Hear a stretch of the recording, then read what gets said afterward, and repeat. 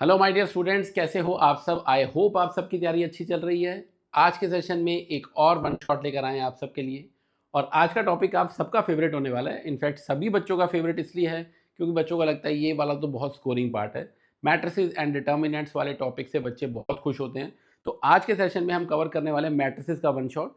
और मैट्रिसेस का one shot cover करने से पहले मैं आपको एक बात बता देता हूँ। चैप्टर ईजी है, मैं मानता हूँ। ये चैप्टर स्कोरिंग है, मैं ये भी मानता हूँ। बट इस चैप्टर को लाइटली आपने नहीं लेना है क्योंकि इस चैप्टर में से बहुत ट्रिकी क्वेश्चंस भी क्रिएट किए जाते हैं। नॉर्मली एग्जामिनर का पॉइंट ऑफ व्यू यही रहता है कि जो चैप्टर जितना इजी है उसमें से उतने ट्रिकी क्वेश्चंस क्रिएट किए जाए। और हमने पास्ट ईयर्स में देखा भी है, मैट्रिसेस में से, डिटर्मिनेंट्स में से, वेक्टर्स में से, 3D में से जो स्टूडेंट्स को स्कोरिंग पार्ट लग रहा है उसमें से एग्जामिनर ट्रिकी क्वेश्चंस क्रिएट करता है। तो आपको ये सारा सेशन अभी से लेकर एंड तक पूरा सेशन अटेंड करना है और जितने भी क्वेश्चंस हम कर रहे हैं वो साथ साथ सॉल्व करने हैं। आप देखना इस सेशन के एंड तक आप किसी भी क्वेश्चन को, किसी भी पीवाईक्यू को, किसी भी एनसीईआरटी के या कहीं से भी कोई क्वेश्चन अटेम्प्ट करोगे तो आप डुएबल सिचुएशन में रहोगे। तो let's start the session matrices. और सबसे पहले हम ये समझते हैं what is matrix and what is order of a matrix. तो मैट्रिक्स क्या होती है सबसे पहले हम ये समझते हैं। मैट्रिक्स इज बेसिकली, हम ये कह सकते हैं, this is a rectangular arrangement of elements. Rectangular arrangement of elements, ठीक है। जैसे मैं आपको ये कह देता हूँ कुछ एलिमेंट्स हैं 1 2 3 4 5 6, ये 6 एलिमेंट्स थे और मैंने इन्हें अरेंज कर दिया, ठीक है। ये रेक्टेंगुलर अरेंजमेंट है। किसी भी ऑर्डर में कुछ ऐसा भी हो सकता है, ABCDEFPQR, कुछ भी, मैंने ये एलिमेंट्स अरेंज कर दिए, ठीक है। अब इसमें जो हॉरिजॉन्टल हम अरेंजमेंट करते हैं इसे हम कहते हैं रो, this is row.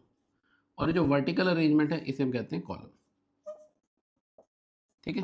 These are rows and these are column. Horizontal rows होती हैं, वर्टिकल कॉलम होता है। अब इस जो पहली मैट्रिक्स बनाई है, कितनी रोज हैं इसमें? 2 रोज हैं और 3 कॉलम्स हैं। तो मैं ये कह सकता हूं कि इस मैट्रिक्स का ऑर्डर होगा 2/3, ठीक है। ऑर्डर मतलब m/n, m/n ऐसे डिनोट करते हैं हम ऑर्डर ऑफ अ मैट्रिक्स। किसी भी मैट्रिक्स का ऑर्डर होता है m/n। इसमें m रिप्रेजेंट करता है नंबर ऑफ और n रिप्रेजेंट करता है नंबर ऑफ कॉलम्स कितने। सो किसी भी मैट्रिक्स का अगर हम ऑर्डर लिख रहे हैं तो पहले नंबर ऑफ रोज लिखी जाएंगी, बाद में नंबर ऑफ कॉलम्स लिखे जाएंगे, ठीक है। लेट्स से हम इस मैट्रिक्स की बात कर रहे हैं। ऑर्डर क्या है इसका? 3/3, 3 रोज हैं और 3 ही कॉलम है। नंबर ऑफ रोज और नंबर ऑफ कॉलम्स इक्वल दिए हुए हैं इसमें, ठीक है। तो सिंपल सी बात यह है, सबसे पहले जो हमने मैट्रिक्स की डेफिनेशन समझी है वो दोबारा देखते हैं। मैट्रिक्स है एक रेक्टेंगुलर अरेंजमेंट ऑफ एलिमेंट्स। वो एलिमेंट्स कुछ भी हो सकते हैं। आपको यहाँ पर कॉस्ट प्राइस दिया जा सकता है, सेलिंग प्राइस दिया जा सकता है, ये दिया हो सकता है कि कितने नंबर ऑफ स्टूडेंट्स एक क्लास में बैठे हैं। तो वो मैट्रिक्स किसी भी चीज़ की बनाई जा सकती है, ठीक है। तो रेक्टेंगुलर अरेंजमेंट ऑफ एलिमेंट्स, और उसका ऑर्डर कुछ भी रखा जा सकता है। रोज और कॉलम क्या होते हैं? हॉरिजॉन्टल अरेंजमेंट जो किया गया, हॉरिजॉन्टल वाले रोज हैं और वर्टिकल जो है दे आर कॉलम्स, ठीक है। जैसे जो पहली मैट्रिक्स बनाई है हमने, इसमें 2 रोज हैं और 3 कॉलम्स हैं। इस मैट्रिक्स के अंदर 3 रोज हैं और 3 ही कॉलम है। तो order of a matrix m/n में लिखा जाता है। m रिप्रेजेंट करता है नंबर ऑफ रोज को और n रिप्रेजेंट करता है नंबर ऑफ कॉलम्स को। पहले हम नंबर ऑफ रोज लिखेंगे, बाद में नंबर ऑफ कॉलम्स लिखेंगे। नॉमेनक्लेचर है मैट्रिक्स का, ठीक है। मैट्रिक्स बेसिकली एक अलजेब्रा है। जैसे हम बचपन से अलजेब्रा पढ़ते आ रहे हैं तो ऐसे अलग अलग तरह के अलजेब्रा होते हैं। मैट्रिक्स भी एक अलजेब्रा है, वेक्टर्स का भी एक अलजेब्रा होता है, बूलियन अलजेब्रा होता है। बहुत अलग अलग तरह के अलजेब्राज हम पढ़ते हैं। बूलियन अलजेब्रा जो कंप्यूटर साइंस के स्टूडेंट्स होंगे वो शायद मुझसे रिलेट कर पा रहे होंगे कि बूलियन अलजेब्रा हो सकता है, उन्होंने कंप्यूटर साइंस में पढ़ा हो, ठीक है। तो अलग अलग तरह के अलजेब्राज हैं और हर अलजेब्रा के अलग अलग ऑपरेशंस हैं, अलग अलग रूल्स हैं। तो हम मैट्रिक्स अलजेब्रा आज पढ़ने वाले हैं, ठीक है। तो मेरे ख्याल से ये बात क्लियर हो गई है, मैट्रिक्स की डेफिनेशन और ऑर्डर ऑफ अ मैट्रिक्स क्या होता है। क्लियर है बात? एक और चीज मैं यही बता देता हूं आपको। लेट्स से अगर मैं ये कह दूं कि एक मैट्रिक्स है, उसका ऑर्डर है, चलो पहले आप ये बताओ इसका ऑर्डर क्या होगा। 2 1 5 6 4 1 3 9 1 2 0 7। अगर मैं आपसे पूछूं इस मैट्रिक्स का ऑर्डर क्या है, तो आप ये देखो नंबर ऑफ रोज कितनी है, 1 2 एंड 3, 3 हॉरिजॉन्टल, तो 3 रोज हैं और 4 कॉलम्स हैं। तो 3/4 this is known as order of matrix. Order of matrix में number of rows into number of columns, 3 rows है और 4 कॉलम है, ये बात क्लियर हो गई है, ठीक है, ओके। अब अगर मुझे नंबर ऑफ एलिमेंट्स निकालने हो तो नंबर ऑफ एलिमेंट्स में आपको ये गिनने की जरूरत नहीं है, हम डायरेक्टली इनको मल्टीप्लाई कर लेंगे, 3 इंटू 4 इनका जो प्रोडक्ट होता है that will give you the number of elements, ठीक है। अब अगर मैं आपको कहूँ कि मेरे पास एक मैट्रिक्स है जिसका ऑर्डर है 7 इंटू 9, ठीक है, 7/9 की मैट्रिक्स है, 7 रोज है और 9 कॉलम है, तो अगर मैं आपसे पूछूं बताओ उसमें कितने एलिमेंट्स होंगे, तो उसमें एलिमेंट्स होंगे 7 into 9 63 elements.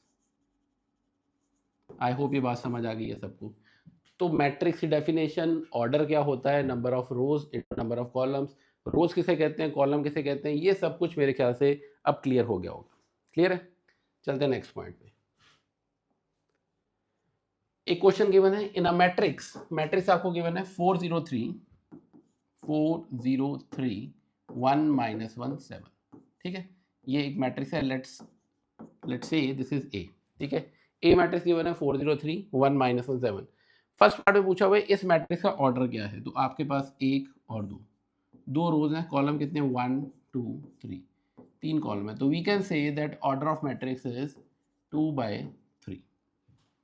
Number of elements कितने हो सकते हैं इसमें, अब अगर 2/3 की एलिमेंट्स कितने होने वाले, नंबर ऑफ एलिमेंट्स होंगे इनका product, that will be 2 into 3 equal to 6, तो 6 नंबर ऑफ एलिमेंट्स इसके अंदर हो जाएंगे। बहुत सिंपल सी बेसिक सी बात है, कुछ भी बड़ी बात नहीं है, जितने भी जो भी ऑर्डर है उसका प्रोडक्ट जब कर लोगे you will get the number of elements in a matrix. 2/3 का ऑर्डर था, उनको मल्टीप्लाई किया, 6 आ रहा है, तो that means the number of elements in the matrix is 6। Clear है बात, चलो नेक्स्ट पॉइंट पे चलते हैं। रिप्रेजेंटेशन ऑफ एलिमेंट बहुत इंपॉर्टेंट पॉइंट है, ये ध्यान से समझना। आप कोई मैट्रिक्स लिख रहे हो, लेट्स से मैं ये कह देता हूँ A11 A12 A13 A21 A22 and A23 A31 A32 and A33, ये मैंने एक मैट्रिक्स लिखी है। अगर मैं आपसे पूछूं इसका ऑर्डर क्या है, तो क्लियरली अब आप ऑर्डर तो बताने की सिचुएशन में हो, क्योंकि अभी हमने बहुत सारी मैट्रिक्स के ऑर्डर सीख लिए हैं, तो इसका ऑर्डर है 3/3। 3/3 is the order of this matrix, clear है, ओके, और 9 एलिमेंट्स हैं इसमें। तो अब अगर मैं आपसे पूछूं मैट्रिक्स में किसी भी एलिमेंट की रिप्रेजेंटेशन कैसे होती है, वो होती है Aij। Aij वो एलिमेंट होगा जो ith रो में होगा और jth कॉलम में। Any element in ith row and jth column can be written as Aij। मतलब क्या हुआ इस बात का, मतलब ये है कि जैसे ये एलिमेंट है, इसको हमने क्या लिखा हुआ है A21। A21 क्यों लिखा है, क्योंकि ये सेकंड रो में है और फर्स्ट कॉलम में, बात समझ आ रही है। हम इसको A32 कह रहे हैं, क्यों कह रहे हैं, क्योंकि कौन सी रो में है, थर्ड रो में और सेकंड कॉलम में। तो अगर कोई भी, अब जैसे मान लो मैं कोई कह रहा हूँ बहुत बड़ी मैट्रिक्स बनी हुई है और मैंने एक,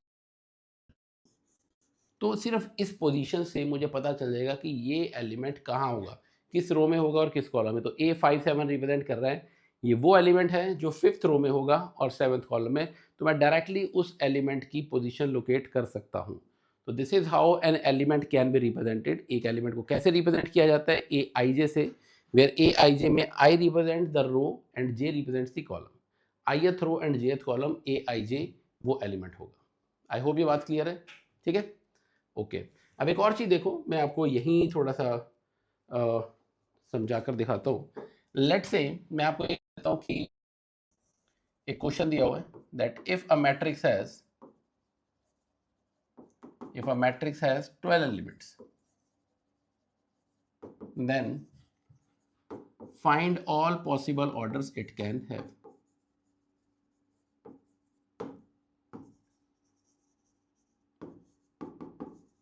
क्या क्या पॉसिबल ऑर्डर्स हो सकते हैं, हमें ये निकालना है। तो पहली बात तो ये देखो उस मैट्रिक्स में एलिमेंट्स कितने हैं, 12 एलिमेंट्स हैं, ठीक है। जब भी ऐसा क्वेश्चन है, इंपॉर्टेंट क्वेश्चन है, आपसे एग्जाम में पूछ लिया जाता है कि एक मैट्रिक्स में 12 एलिमेंट्स हैं तो कितने पॉसिबल ऑर्डर्स हो सकते हैं। तो आपका काम होगा यहाँ पर फैक्टर बना लो 12 के। 12 के फैक्टर क्या बनेंगे, क्या लगता है 12 किस किस के टेबल में आता होगा, 1 के टेबल में आता है, 2 में आता है, 3 में, 4 में, 6 में और 12 के टेबल में। ये पॉसिबल फैक्टर बन रहे हैं 12 के, ओके। तो ये तो 12 के फैक्टर बने, तो इसका मतलब पॉसिबल ऑर्डर क्या बनेगा मैट्रिक्स का, पॉसिबल ऑर्डर्स क्या हो सकते हैं? 1 को किससे मल्टीप्लाई किया जाएगा 12 बाय 12 से, 2 को 6 से, 3 को 4 से, 4 को 3 से, 6 को 2 से और 12 को 1 से। तो ये पॉसिबल ऑर्डर्स हैं। अगर एक मैट्रिक्स में 12 एलिमेंट्स हैं तो उसके पॉसिबल ऑर्डर क्या बनेंगे? 1/12 बन सकते हैं, 2/6 बन सकता है, 3/4, 4/3, 6/2 एंड 12/1। रीजन बीइंग आप इन सबको मल्टीप्लाई करोगे तो आंसर तो 12 भी आ रहा है। तो इसका मतलब अगर 12 एलिमेंट्स हैं तो उसमें ऑर्डर क्या रहेगा मैट्रिक्स का, वो निकालने के लिए हम उसके फैक्टर्स निकालेंगे और पॉसिबिलिटीज निकालेंगे कि किस किस पेयर से प्रोडक्ट 12 बन रहा है। Will get our answer. ये बात समझ आ गई? अच्छा, अब इसमें वेरिएशन आ सकती है। अगर मैं आपको कहूँ कि ये तो आपने बता दिया कि एक मैट्रिक्स में अगर 12 एलिमेंट है तो इसके इतने पॉसिबल ऑर्डर बनेंगे। अच्छा ये बताओ, अगर मैं आपसे पूछूं उसमें से चलो वो मैं आपको पहले टाइप ऑफ मैट्रिक्स बता देता हूँ, उसके बाद वो क्वेश्चन क्रिएट करते हैं। ठीक है, इतना समझ आ गया है, इसमें कोई डाउट नहीं है। चलो अच्छा, ये 12 एलिमेंट्स से लेट से मैं कोई प्राइम नंबर ले लेता हूँ। अगर एक मैट्रिक्स में if a matrix has let say 17 elements, तो कितने पॉसिबल ऑर्डर बनेंगे? तो 17 एलिमेंट है, या तो 1 इंटू 17 की बनेगी या 17 इंटू 1 की बनेगी। ऐसा क्यों किया मैंने? क्योंकि 17 एक प्राइम नंबर है, 17 के तो फैक्टर नहीं बन पाएंगे। 17 के दो ही फैक्टर हैं, बस एक 1 और 17 इटसेल्फ। प्राइम नंबर के दो ही फैक्टर्स होते हैं। तो इसका मतलब अगर प्राइम नंबर ऑफ एलिमेंट्स हैं, दो ही पॉसिबल मैट्रिसेस बनेगी, या 1 इंटू 17 या 17 इंटू 1। ये बात भी क्लियर है ना? चलो अब हम देखते हैं डिफरेंट टाइप की मैट्रिसेस। सबसे पहले रो मैट्रिक्स। रो मैट्रिक्स क्या होती है? रो मैट्रिक्स हम उस मैट्रिक्स को कहते हैं a matrix which has only one row, सिर्फ एक ही रो होगी, उस मैट्रिक्स को हम कहते हैं रो मैट्रिक्स। ठीक है, जैसे ये मैट्रिक्स है -2 6 1, कुछ भी कह लो, 1 7 4, ये भी एक रो मैट्रिक्स है। अगर मैं आपसे पूछूं इसका ऑर्डर क्या है, ऑर्डर बता सकते हो? रो मैट्रिक्स है, आप देखो रो कितनी है, एक ही रो है, रो तो 1 होगी। कॉलम कितने हैं? फर्स्ट सेकंड थर्ड, तो 1 इंटू 3, ये इस मैट्रिक्स का ऑर्डर है 1/3। रो एक है बट कॉलम 3 है। क्लियर है बात? तो मैं ये कह सकता हूँ कभी भी कोई रो मैट्रिक्स होगी वो हमेशा इस फॉर्मेट में होगी, 1 इंटू एन। 1 इंटू एन का मतलब क्या हुआ? रो एक ही रहेगी, कॉलम आप कितने भी कर सकते हो, 2 भी बना सकते हो, 3 भी, 4 भी, 5 भी, 6 भी, इवन 1 भी। ठीक है, तो अगर मैं आपसे ये कहूँ कि ये एक मैट्रिक्स 1 7, ये भी रो, इसका ऑर्डर होगा 1/2। तो अगर 1/n फॉर्म की मैट्रिक्स है वो एक रो मैट्रिक्स होगी। इतनी बात हमें क्लियर हो गई। चलो, बिल्कुल जैसे हमने रो मैट्रिक्स बनाई है वैसे कॉलम मैट्रिक्स भी होती है। कॉलम मैट्रिक्स क्या है? जैसे रो मैट्रिक्स के नाम से पता चल रहा है, कॉलम मैट्रिक्स है अ matrix which has only one column. अगर किसी मैट्रिक्स में सिर्फ एक ही कॉलम होगा तो उस मैट्रिक्स को हम कहेंगे कॉलम मैट्रिक्स। जैसे बनी हुई है 5 to 7, अगर मैं 1 7 4 को ऐसे लिख देता तो ये कॉलम मैट्रिक्स हो जाती। और अगर मैं आपसे पूछ लूँ कि भाई जैसे मैंने रो मैट्रिक्स का ऑर्डर लिखा है ऐसे कॉलम मैट्रिक्स का भी तो ऑर्डर लिखा जा सकता है, क्या बताओगे? 1 7 4, ये इस मैट्रिक्स का ऑर्डर क्या होगा? तो इस मैट्रिक्स का ऑर्डर होगा 1 2 3, 3 रो हैं और एक कॉलम है, 3/1, ये इस मैट्रिक्स का ऑर्डर है। और जनरलाइज कर दूं अगर मैं, तो मैं ये कह सकता हूँ जैसे रो मैट्रिक्स का ऑर्डर हमेशा 1 इंटू एन होता है, ऐसे कॉलम मैट्रिक्स का ऑर्डर हमेशा क्या होगा? n into 1। तो कोई भी matrix of the form n/1 वो हमेशा रिप्रेजेंट करेगी कॉलम मैट्रिक्स को, क्योंकि कॉलम एक है, रोज कुछ भी हो सकती हैं, एक हो दो हो, जैसे यहाँ पर नंबर ऑफ रोज 3 दे रखी है, मैं 1 2 3 4 5 जितनी मर्जी बना लूँ। अगर मैं ये कहूँ कि एक मैट्रिक्स है 2 7, ये भी कॉलम मैट्रिक्स है, कॉलम तो एक ही है बट रो 2 है, तो 2/1। बात समझ आ गई? सिंपल सी बात है। टाइप्स ऑफ मैट्रिक्स में दो टाइप्स पढ़ी हैं अभी हमने। सबसे पहली टाइप ऑफ मैट्रिक्स है रो मैट्रिक्स। रो मैट्रिक्स उस मैट्रिक्स को कहते हैं जिसमें सिर्फ एक ही रो होगी, कॉलम कितने भी हो सकते हैं, और उसकी जनरलाइज फॉर्म है 1 इंटू एन। ठीक है, नंबर ऑफ रो 1 है, कॉलम n कुछ भी हो सकते हैं। सेकेंड टाइप ऑफ मैट्रिक्स है कॉलम मैट्रिक्स, जिसमें एक ही कॉलम होगा, इसकी जनरलाइज फॉर्म रहेगी n इंटू 1। रोज कितनी भी हो सकती हैं, कॉलम हमेशा 1 रहेगा। रो मैट्रिक्स, कॉलम मैट्रिक्स, ये क्लियर है। नेक्स्ट टाइप पे चलते हैं, रेक्टेंगुलर मैट्रिक्स। नेम सजेस्ट करते हैं स्क्वायर मैट्रिक्स और रेक्टेंगुलर मैट्रिक्स। तो स्क्वायर मैट्रिक्स क्या होगा, पहले मैं स्क्वायर बता देता हूँ, रेक्टेंगुलर अपने आप समझ आएगी। स्क्वायर मैट्रिक्स हम उसे कह सकते हैं किसी मैट्रिक्स में अगर number of rows is equal to number of columns हो जाए तो हम ये कह देते हैं कि वो मैट्रिक्स कैसी है, वो स्क्वायर मैट्रिक्स है। मतलब अगर m/n ऑर्डर है मैंने आपको बताया कि ऑर्डर को रिप्रेजेंट किया जाता है m बाय n से, तो अगर m is equal to n हो जाएगा तो we can say that matrix is a square matrix. जैसे ये मैट्रिक्स है, कितनी रोज है? 3 रोज है। कॉलम कितने हैं? 3 कॉलम है, तो 3 by 3 order, 4 by 4 order, 5 by 5 order, ये सभी ऑर्डर किस टाइप के हैं? ये सभी स्क्वायर मैट्रिक्सेस है। क्लियर है? जितनी रोज हैं उतने ही कॉलम। बट रेक्टेंगुलर मैट्रिक्स क्या होगी? जिसमें number of rows is not equal to number of column. नाम से पता चल रहा है स्क्वायर मैट्रिक्स क्या है और रेक्टेंगुलर मैट्रिक्स क्या है। अगर नंबर ऑफ रोज और नंबर ऑफ कॉलम्स इक्वल नहीं होंगे, जैसे ये है, इस मैट्रिक्स में रोज कितनी है? 2 रोज है। कॉलम कितने? 1 2 3 कॉलम है। तो this type of matrix is called rectangular matrix. अब हमने 4 मैट्रिक्स पढ़ दिए, एक बार दोबारा रिवाइज करें। पहली पढ़ी थी हमने रो मैट्रिक्स, जिसमें एक ही रो होगी। कॉलम मैट्रिक्स, जिसमें एक ही कॉलम होगा। रेक्टेंगुलर मैट्रिक्स, जिसमें रोज और कॉलम्स इक्वल नहीं है, number of rows is not equal to number of columns. और स्क्वायर मैट्रिक्स, जिसमें नंबर ऑफ रोज और नंबर ऑफ कॉलम्स इक्वल है। देखो, ऐसा मत सोचना कि ये तो डेफिनेशन ही है, क्या ही बन जाएगा इसमें से। अगर आप पास्ट ईयर के क्वेश्चन देखोगे ना, डेफिनेशन में से किस टाइप की मैट्रिक्स है, इसके ऊपर बेस क्वेश्चन एग्जाम में बहुत बार आए हुए हैं। तो बिल्कुल भी लाइटली नहीं लेना है किसी भी चीज को। क्लियर है डेफिनेशन? चले नेक्स्ट पे। जीरो मैट्रिक्स या नल मैट्रिक्स या वॉइड मैट्रिक्स, अगर कोई ऐसी मैट्रिक्स जिसके सभी एलिमेंट जीरो हो जाए, मतलब मैं ये कह दूं इफ ऑल एलिमेंट्स या all entries of a matrix are zero, then it is called a zero matrix. तो उसे हम कहेंगे कि वो एक जीरो मैट्रिक्स है, क्योंकि उसमें सभी एलिमेंट्स जीरो हैं। बात समझ आ गई? और ऐसा जरूरी नहीं है कि इसका कोई ऑर्डर फिक्स होगा, कुछ भी ऑर्डर हो सकता है। ये तो 2 बाय 2 की है, मैं ऐसा कह दूं 0 0 0 0 0 0, ये भी जीरो मैट्रिक्स है। अब इसका ऑर्डर क्या है? इसका 2 बाय 3 है। तो मैटर नहीं करता है ऑर्डर कुछ भी हो, बट जो भी ऑर्डर होगा उसमें सभी एलिमेंट जीरो होने, सभी एंट्री जीरो होनी चाहिए। If all the entries of a matrix are zero, then that type of matrix is called empty matrix, null matrix, void matrix, कुछ भी कर लो, जीरो मैट्रिक्स। ठीक है, आगे बात समझ। नेक्स्ट टाइप है डायगोनल मैट्रिक्स। अब मैं आपको डायगोनल मैट्रिक्स बताने से पहले एक बात बताना चाहता हूं कि डायगोनल एलिमेंट्स क्या होते हैं। डायगोनल एलिमेंट्स किसे कहते हैं?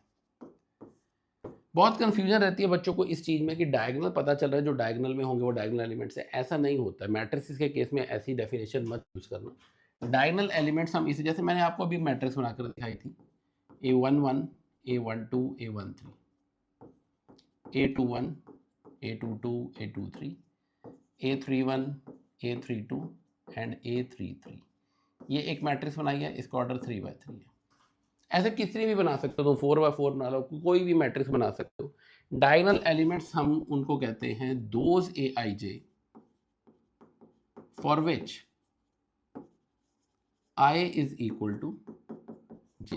वो एलिमेंट जहां पर I और J इक्वल हो जाते हैं। मतलब कहने का मतलब ये, अब यहां देखो I और J इक्वल हो गया, दोनों 1 1 आ रहे हैं। I और J इक्वल हो गया, दोनों 2 2 हो जाएंगे। I और J इक्वल हो गया, दोनों 3 3 हो जाएंगे। तो these 3 elements they are called diagonal elements. Diagonal elements उनको कहेंगे जहां पर I और J इक्वल हो जाते हैं।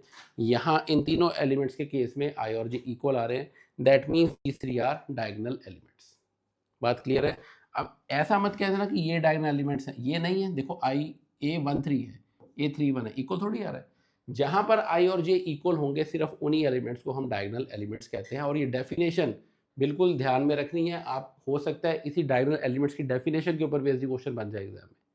तो किसी भी, देखो एलिमेंट्स क्या होते हैं डायगोनल, वो तो आपको पता लगे ये वाला डायगोनल है, बट टेक्निकल डेफिनेशन भी तो पता होनी चाहिए ना कि दोज Aij जहां पर for which I is equal to J, जहां पर I और J इक्वल हो जाएगा, उसी को हम डायगोनल एलिमेंट्स कहेंगे। क्लियर है बात? चलो अब मैं आपको बताता हूँ डायगोनल मैट्रिक्स क्या होती है। तो डायगोनल मैट्रिक्स वो है जिसमें डायगोनल एलिमेंट्स को छोड़ दिया जाए 1 7 4, इनके अलावा बाकी सभी एलिमेंट अगर जीरो हो जाएंगे, तो that type of matrix is called a diagonal matrix. ठीक है, इसको भी देख लो। 5 -2 3, ये 3 डायगोनल एलिमेंट्स है, ये नॉन जीरो है। इसके अलावा बाकी सभी एलिमेंट जो हैं वो जीरो है। तो डायगोनल एलिमेंट जो होंगे वो नॉन जीरो, और बाकी सभी एलिमेंट्स अगर जीरो आ रहे हैं, that type of matrix is called a diagonal matrix.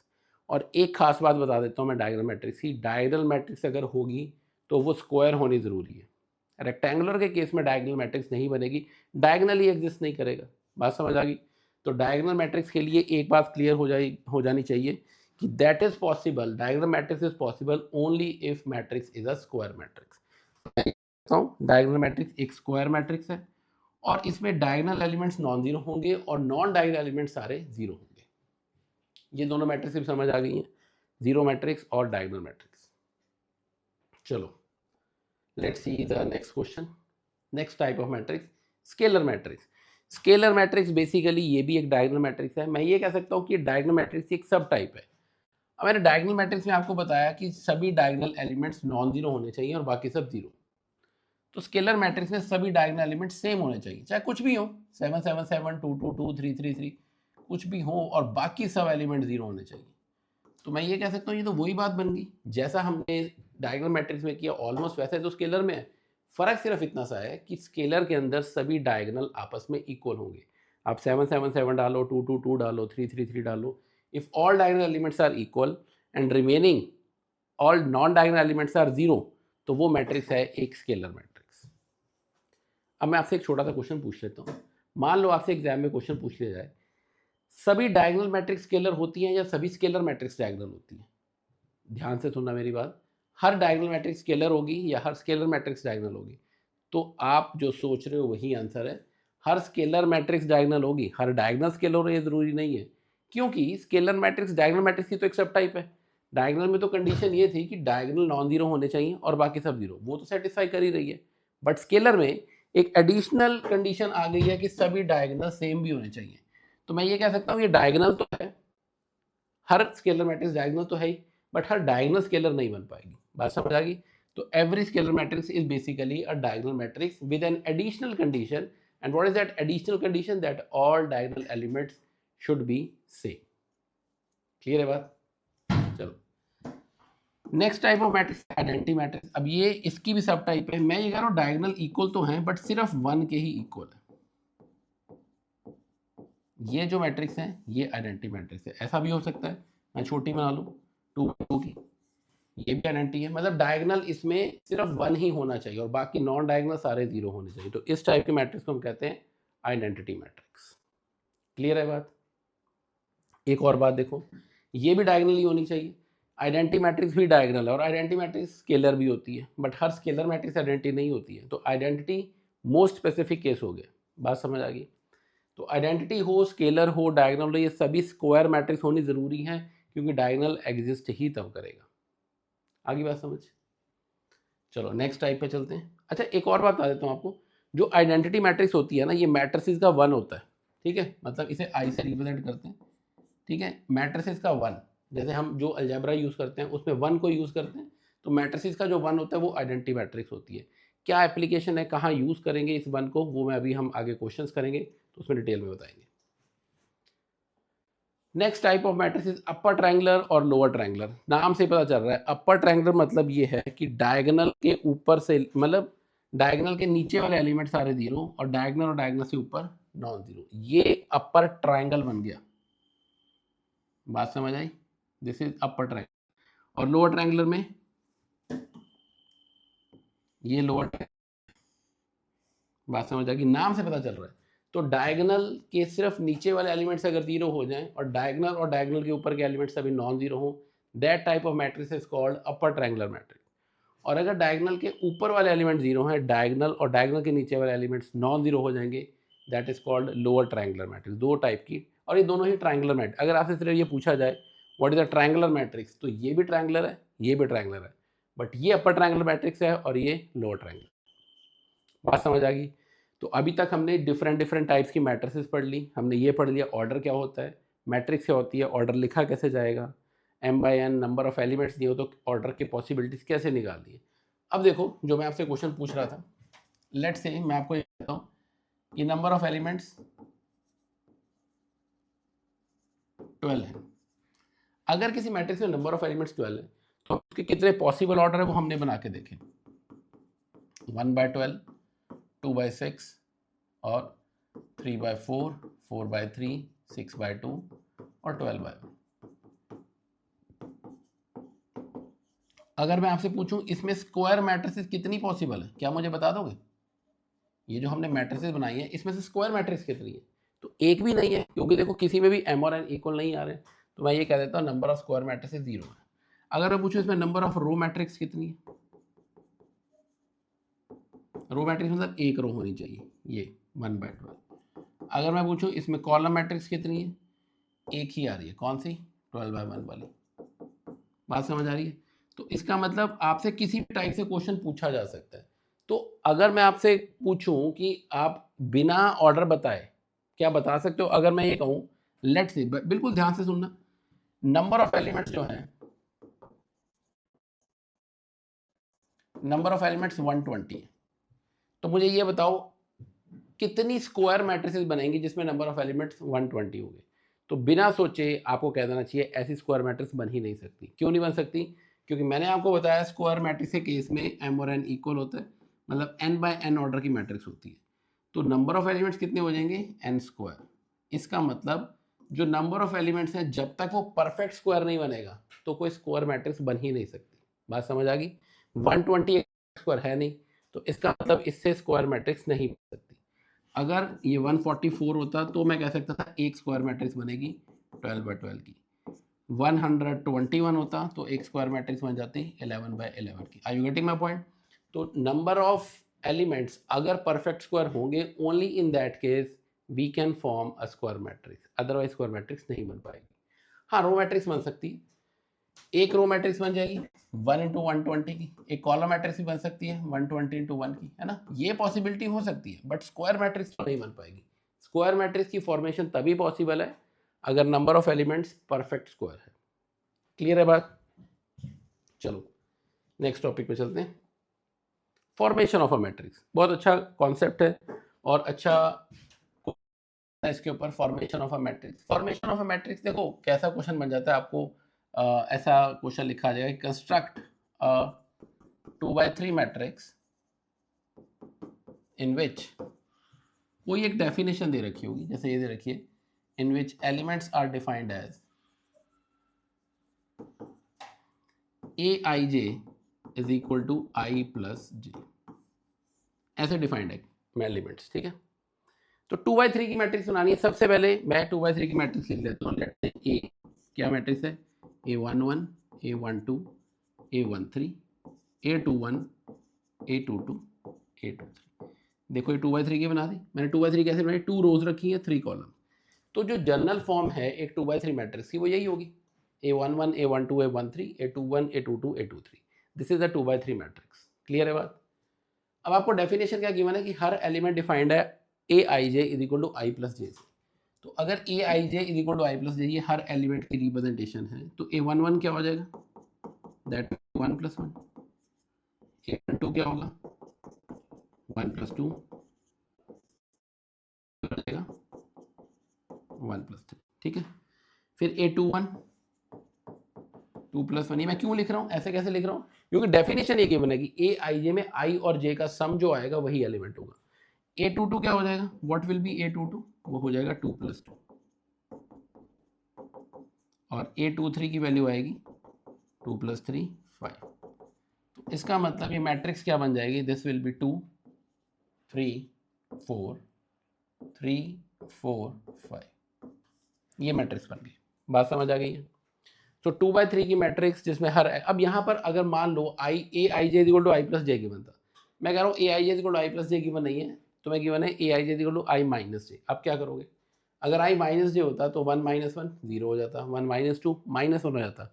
ऐसा नहीं है कि बीच में नेगेटिव एलिमेंट्स नहीं आ सकते, नेगेटिव भी आ सकते हैं, फ्रैक्शंस भी आ सकते हैं, किसी भी टाइप का एलिमेंट आ सकता है। बात समझ आ रही है? तो आई होप कैसे एक मैट्रिक्स को कंस्ट्रक्ट करना है वो किस चीज़ों पे डिपेंड करता है। एक तो ऑर्डर क्या है, ऑर्डर के अकॉर्डिंगली हम एलिमेंट्स लिखेंगे, और डेफिनेशन क्या है, जो भी डेफिनेशन दी हुई है उसको फॉलो करते हुए हम सभी एलिमेंट्स की वैल्यू निकाल लेंगे। I hope formation of matrix समझ आ रही है। एक क्वेश्चन करके देखते हैं इसका। कंस्ट्रक्ट 3/2 मैट्रिक्स, एक मैट्रिक्स बनानी है जिसका ऑर्डर हो 3/2 और ए मैट्रिक्स 3/2, तो मतलब नंबर ऑफ रोज 3 होनी चाहिए, नंबर ऑफ कॉलम 2 होने चाहिए। ऐसा बना दूँ A11 A12 A21 A22 A31 and A32। ये मैट्रिक्स एक 3x2 ऑर्डर की 3 रोज हैं और 2 कॉलम है। सबसे पहले आपको ये तो बना ही लेना है, ठीक है। उसके बाद आपको डेफिनेशन क्या गिवन है, डेफिनेशन ये गिवन है that Aij is equal to i plus J का स्क्वायर डिवाइडेड बाय 2। इसके अकॉर्डिंगली A11 क्या बनेगा, 1 प्लस 1 का स्क्वायर डिवाइड बाय 2, तो 2 का स्क्वायर डिवाइड बाय 2, ये तो 2 ही रह जाएगा। A12 will be 1 plus 2 square divide by 2, 9/2। फिर A21 2 plus divide by 2, again 9/2। A22 क्या आएगा, 2 प्लस 2 स्क्वायर डिवाइड बाय 2, 16/2, 8 आ जाएगा। 3 plus 1 square divide by 2, again 8 आ जाएगा, है ना। और A32 जो जो डेफिनेशन गिवन है बस उसके अकॉर्डिंगली हम सभी एलिमेंट निकालेंगे। A32 आएगा 3 प्लस 2 स्क्वायर डिवाइड बाय 2, 25/2। बात समझ आ गई, ठीक है।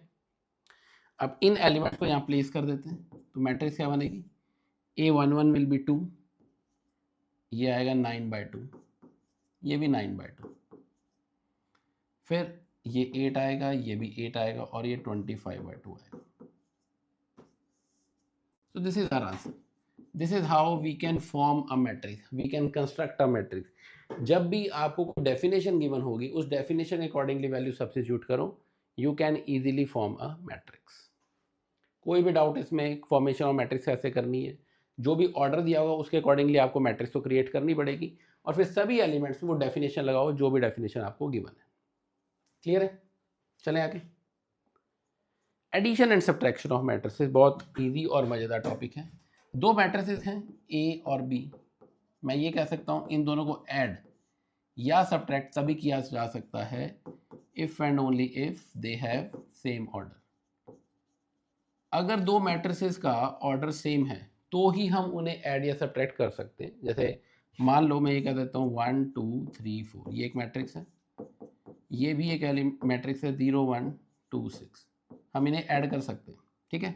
ऐड करेंगे तो कैसे ऐड होंगे, जो कॉरस्पॉन्डिंग एलिमेंट है वो ऐड हो जाएंगे, मतलब 1 में 0 ऐड हो जाएगा, 1 plus 0 will be 1, 2 plus 1 will be 3, 3 plus 2 5, 4 plus 6 10, ये आंसर आ गया। सेम वे अगर मुझे सब्ट्रैक्ट करना होता है इनको 1 2 3 4 में से माइनस करना है 0 1 2 और 6 को, तो सब्ट्रैक्ट भी कॉरस्पॉन्डिंग एलिमेंट्स होंगे। 1 माइनस 0 1 आएगा, 2 माइनस 1 1, 3 माइनस 2 1, 4 माइनस 6 माइनस 2। ये बात समझ आ गई। पहली बात, एक आपको बात अच्छे से समझ लेनी है, जब तक मैट्रिसेस का ऑर्डर सेम नहीं होगा ना तो हम उन्हें ऐड कर सकते हैं ना ही सब्ट्रैक्ट कर सकते हैं। तो प्रायर मोस्ट कंडीशन ये है एडिशन और सब्ट्रैक्शन ऑफ मैट्रिक्स के लिए, that the order of two matrices should be same, दोनों मैट्रिक्स का ऑर्डर सेम होना चाहिए, ठीक है। और ऑर्डर सेम होने के साथ साथ कॉरस्पॉन्डिंग एलिमेंट्स आपस में ऐड हो जाएंगे, that will give you the matrix. Clear है, चलो अब एक और बात जो मैं यहाँ आपसे पूछना चाहता हूँ, बहुत बार आपसे इस टाइप का क्वेश्चन भी पूछ लिया जाता है कि लेट से मैं आपको ये कहूँ कि how many matrices of order 2x2 can be formed whose each element is either 1 2 और 3। ऐसी कितनी मैट्रिसेस बन सकती हैं 2x2 ऑर्डर की जिसका हर एलिमेंट या तो 1 होगा या 2 होगा या 3 होगा, तुम्हें ये बताना है। तो ऐसे क्वेश्चन को कैसे डील किया जाएगा, ऐसा क्वेश्चन एग्जाम में बहुत बार पूछा जाता है और आपकी बुक्स में भी, टेक्स्ट बुक्स में भी इस टाइप के क्वेश्चन दिए हुए हैं। तो आपको ये देखना है कि नंबर ऑफ एलिमेंट्स कितने हैं मैट्रिक्स में। तो नंबर ऑफ एलिमेंट्स निकालने के लिए ऑर्डर क्या है 2x2, तो मैं ये कह दूँ 4। उस मैट्रिक्स में 4 एलिमेंट है, पर हर एलिमेंट को लिखने के कितने पॉसिबल वेज हैं, 3 पॉसिबल वेज हैं। या तो एलिमेंट को 1 लिखा जा सकता है या 2 या 3। तो इसका मतलब पहले एलिमेंट को लिखने के कितने वेज हैं, 3, दूसरे एलिमेंट को लिखने के भी 3 वेज हैं, तीसरे के भी 3 हैं और चौथे के भी 3 हैं। तो मैं ये कह सकता हूँ total 3 to the power 4, that mean 81 such matrices can be formed. बात समझ आ गई? कितने एलिमेंट हैं ये मैटर करता है, और हर एलिमेंट को लिखने के कितने पॉसिबल वेज हैं ये मैटर करता है। जितने भी पॉसिबल वेज हैं उतनी बार लिखो, मल्टीप्लाई करो, you will get the number of matrices that can be created by those elements. Clear है बात? बहुत इंपॉर्टेंट और अच्छा क्वेश्चन है, पता होना चाहिए। ठीक है, चलो नेक्स्ट चलते हैं प्रॉपर्टीज ऑफ एडिशन के ऊपर। एडिशन की क्या क्या प्रॉपर्टीज हो सकती हैं ये समझते हैं। तो अगर आप दो मैट्रिसेस को, पहली बात तो ये कि कॉम्यूटेटिव लॉ क्या होता है कि अगर दो मैट्रिसेस हैं ए और बी, मैं ए प्लस बी करूं या बी प्लस ए करूं, वो एक ही बात होती है। मैट्रिसेस के बीच में जब हम एडिशन करते हैं तो आप ए प्लस बी निकालो या बी प्लस ए निकालो, वो एक ही बात होती है। अब आप कहोगे सर ये तो कोई खास बड़ी बात बताई नहीं, ये तो हम वैसे भी पता ही हमें अलजेब्रा में। तो ठीक है, देखो ऐसा नहीं होता है कि जो अलजेब्रा में आप यूज़ कर रहे हो रूल्स वो सभी मैट्रिसेस के अलजेब्रा में भी फॉलो हो, बट यस ये वाला रूल आपका मैट्रिक्स अलजेब्रा में भी रहेगा और बाकी अलजेब्रा में भी यही रहता है। ए प्लस बी और बी प्लस से सेम होता है, कॉम्यूटेटिव लॉ फॉलो होता है। Second is associative law. What is associative law? Associative law ये कहता है कि आप ए में बी प्लस सी ऐड करो या फिर ए प्लस बी में सी ऐड करो, बात एक ही है, it will remain the same. Associative law भी फॉलो होता है मैट्रिक्स एडिशन के अंदर। तीसरी बात, एग्जिस्टेंस ऑफ आइडेंटिटी। आइडेंटिटी का मतलब यहाँ पर आइडेंटिटी मैट्रिक्स नहीं है, आइडेंटिटी का मतलब कि ए मैट्रिक्स में कोई ऐसी मैट्रिक्स ऐड की जाए जिससे वो मैट्रिक्स ए ही रहे। तो वो कौन सी मैट्रिक्स हो सकती है? वो होती है जीरो मैट्रिक्स। तो वो हमेशा एग्जिस्ट करेगी। ए का कुछ भी ऑर्डर हो, लेट से मैं ये कह देता हूँ ए एक मेरे पास 2/3 ऑर्डर की मैट्रिक्स है, तो उसकी आइडेंटिटी मैट्रिक्स है बनेगी 0 0 0 0 0 0। ये आइडेंटिटी मैट्रिक्स है, मतलब ए में अगर मैं ये मैट्रिक्स ऐड करूंगा तो दोबारा से ए ही आएगा। तो सिंपल सी बात ये है, आप ऐसा समझ लो इस प्रॉपर्टी को कि हर ऑर्डर की जीरो मैट्रिक्स एग्जिस्ट करती है। तो ऑब्वियस सी बात है वो तो करेगी, क्योंकि मैंने आपको बताया था कि जीरो मैट्रिक्स या नल मैट्रिक्स बनाने में कोई ऐसी कंडीशन नहीं है कि ये स्क्वायर होनी चाहिए या कोई स्पेसिफिक कंडीशन, किसी भी ऑर्डर की हो सकती है। And the last one is existence of inverse. Additive inverse का मतलब अगर ए एक मैट्रिक्स दे रखी है तो कोई ऐसी मैट्रिक्स होनी चाहिए इसका नेगेटिव जिसको ऐड करने से जीरो मैट्रिक्स आ जाए। तो मतलब हर मैट्रिक्स का नेगेटिव भी एग्जिस्ट करेगा। मान लो जैसे मैं ये कह देता हूँ ए एक मैट्रिक्स है 1 2 3 4, तो इसका एडिटिव इनवर्स क्या हो जाएगा? अगर मैं कहूँ बी इसका एडिटिव इनवर्स है तो वो हो जाएगा -1 -2 -3 -4। ऐसा इसलिए कह रहा हूँ मैं से एडिटिव इनवर्स क्योंकि इनको ऐड करने से हमेशा एक जीरो मैट्रिक्स मिलेगी। तो अगर मैं ये कह रहा हूँ ए और बी मैट्रिक्स को ऐड करने से जीरो मैट्रिक्स मिल रही है, तो this can conclude that A and B are both additive inverse of each other. इतनी बात समझ आ गई है? ये मोटी मोटी प्रॉपर्टीज हैं एडिशन ऑफ मैट्रिसेस की। ठीक है, चलो नेक्स्ट पॉइंट पे चलते हैं। अच्छा क्वेश्चन है, दो इक्वेशन गिवन है आपको। पहली इक्वेशन है 2x + 3y this is equal to 2 3 4 0। यहाँ पर कैपिटल एक्स और कैपिटल वाई जो है वो मैट्रिसेस हैं, उनकी वैल्यू निकालनी। सेकंड इक्वेशन है 3x + 2y this is equal to 2 -2 -1 and 5।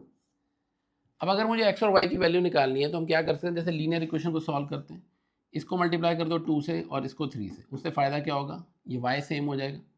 तो क्या इक्वेशन बनेगी? पहली इक्वेशन बन जाएगी 4x + 6y this is equal से 2 से करेंगे तो 4 6 8 0, इसको 3 से करेंगे तो 9x + 6y 6 -6 -3 और 15। एक चीज़ का ध्यान रखना है, ऐसा मत करना कहीं इधर मल्टीप्लाई करना भूल जाओ। बहुत बार बच्चे ये गलती कर लेते हैं कि लेफ्ट साइड मल्टीप्लाई होगा, राइट साइड मल्टीप्लाई करना ही भूल गए। ठीक है, तो आपको एक एक चीज़ का ध्यान रखना है, किसी मैट्रिक्स का एक एलिमेंट भी गलत हो गया आपका सारा का सारा आंसर गलत हो जाएगा। तो मैट्रिसेस चैप्टर ईजी है बट आपको बहुत केयरफुल रहना पड़ता है कैलकुलेशंस करते हुए।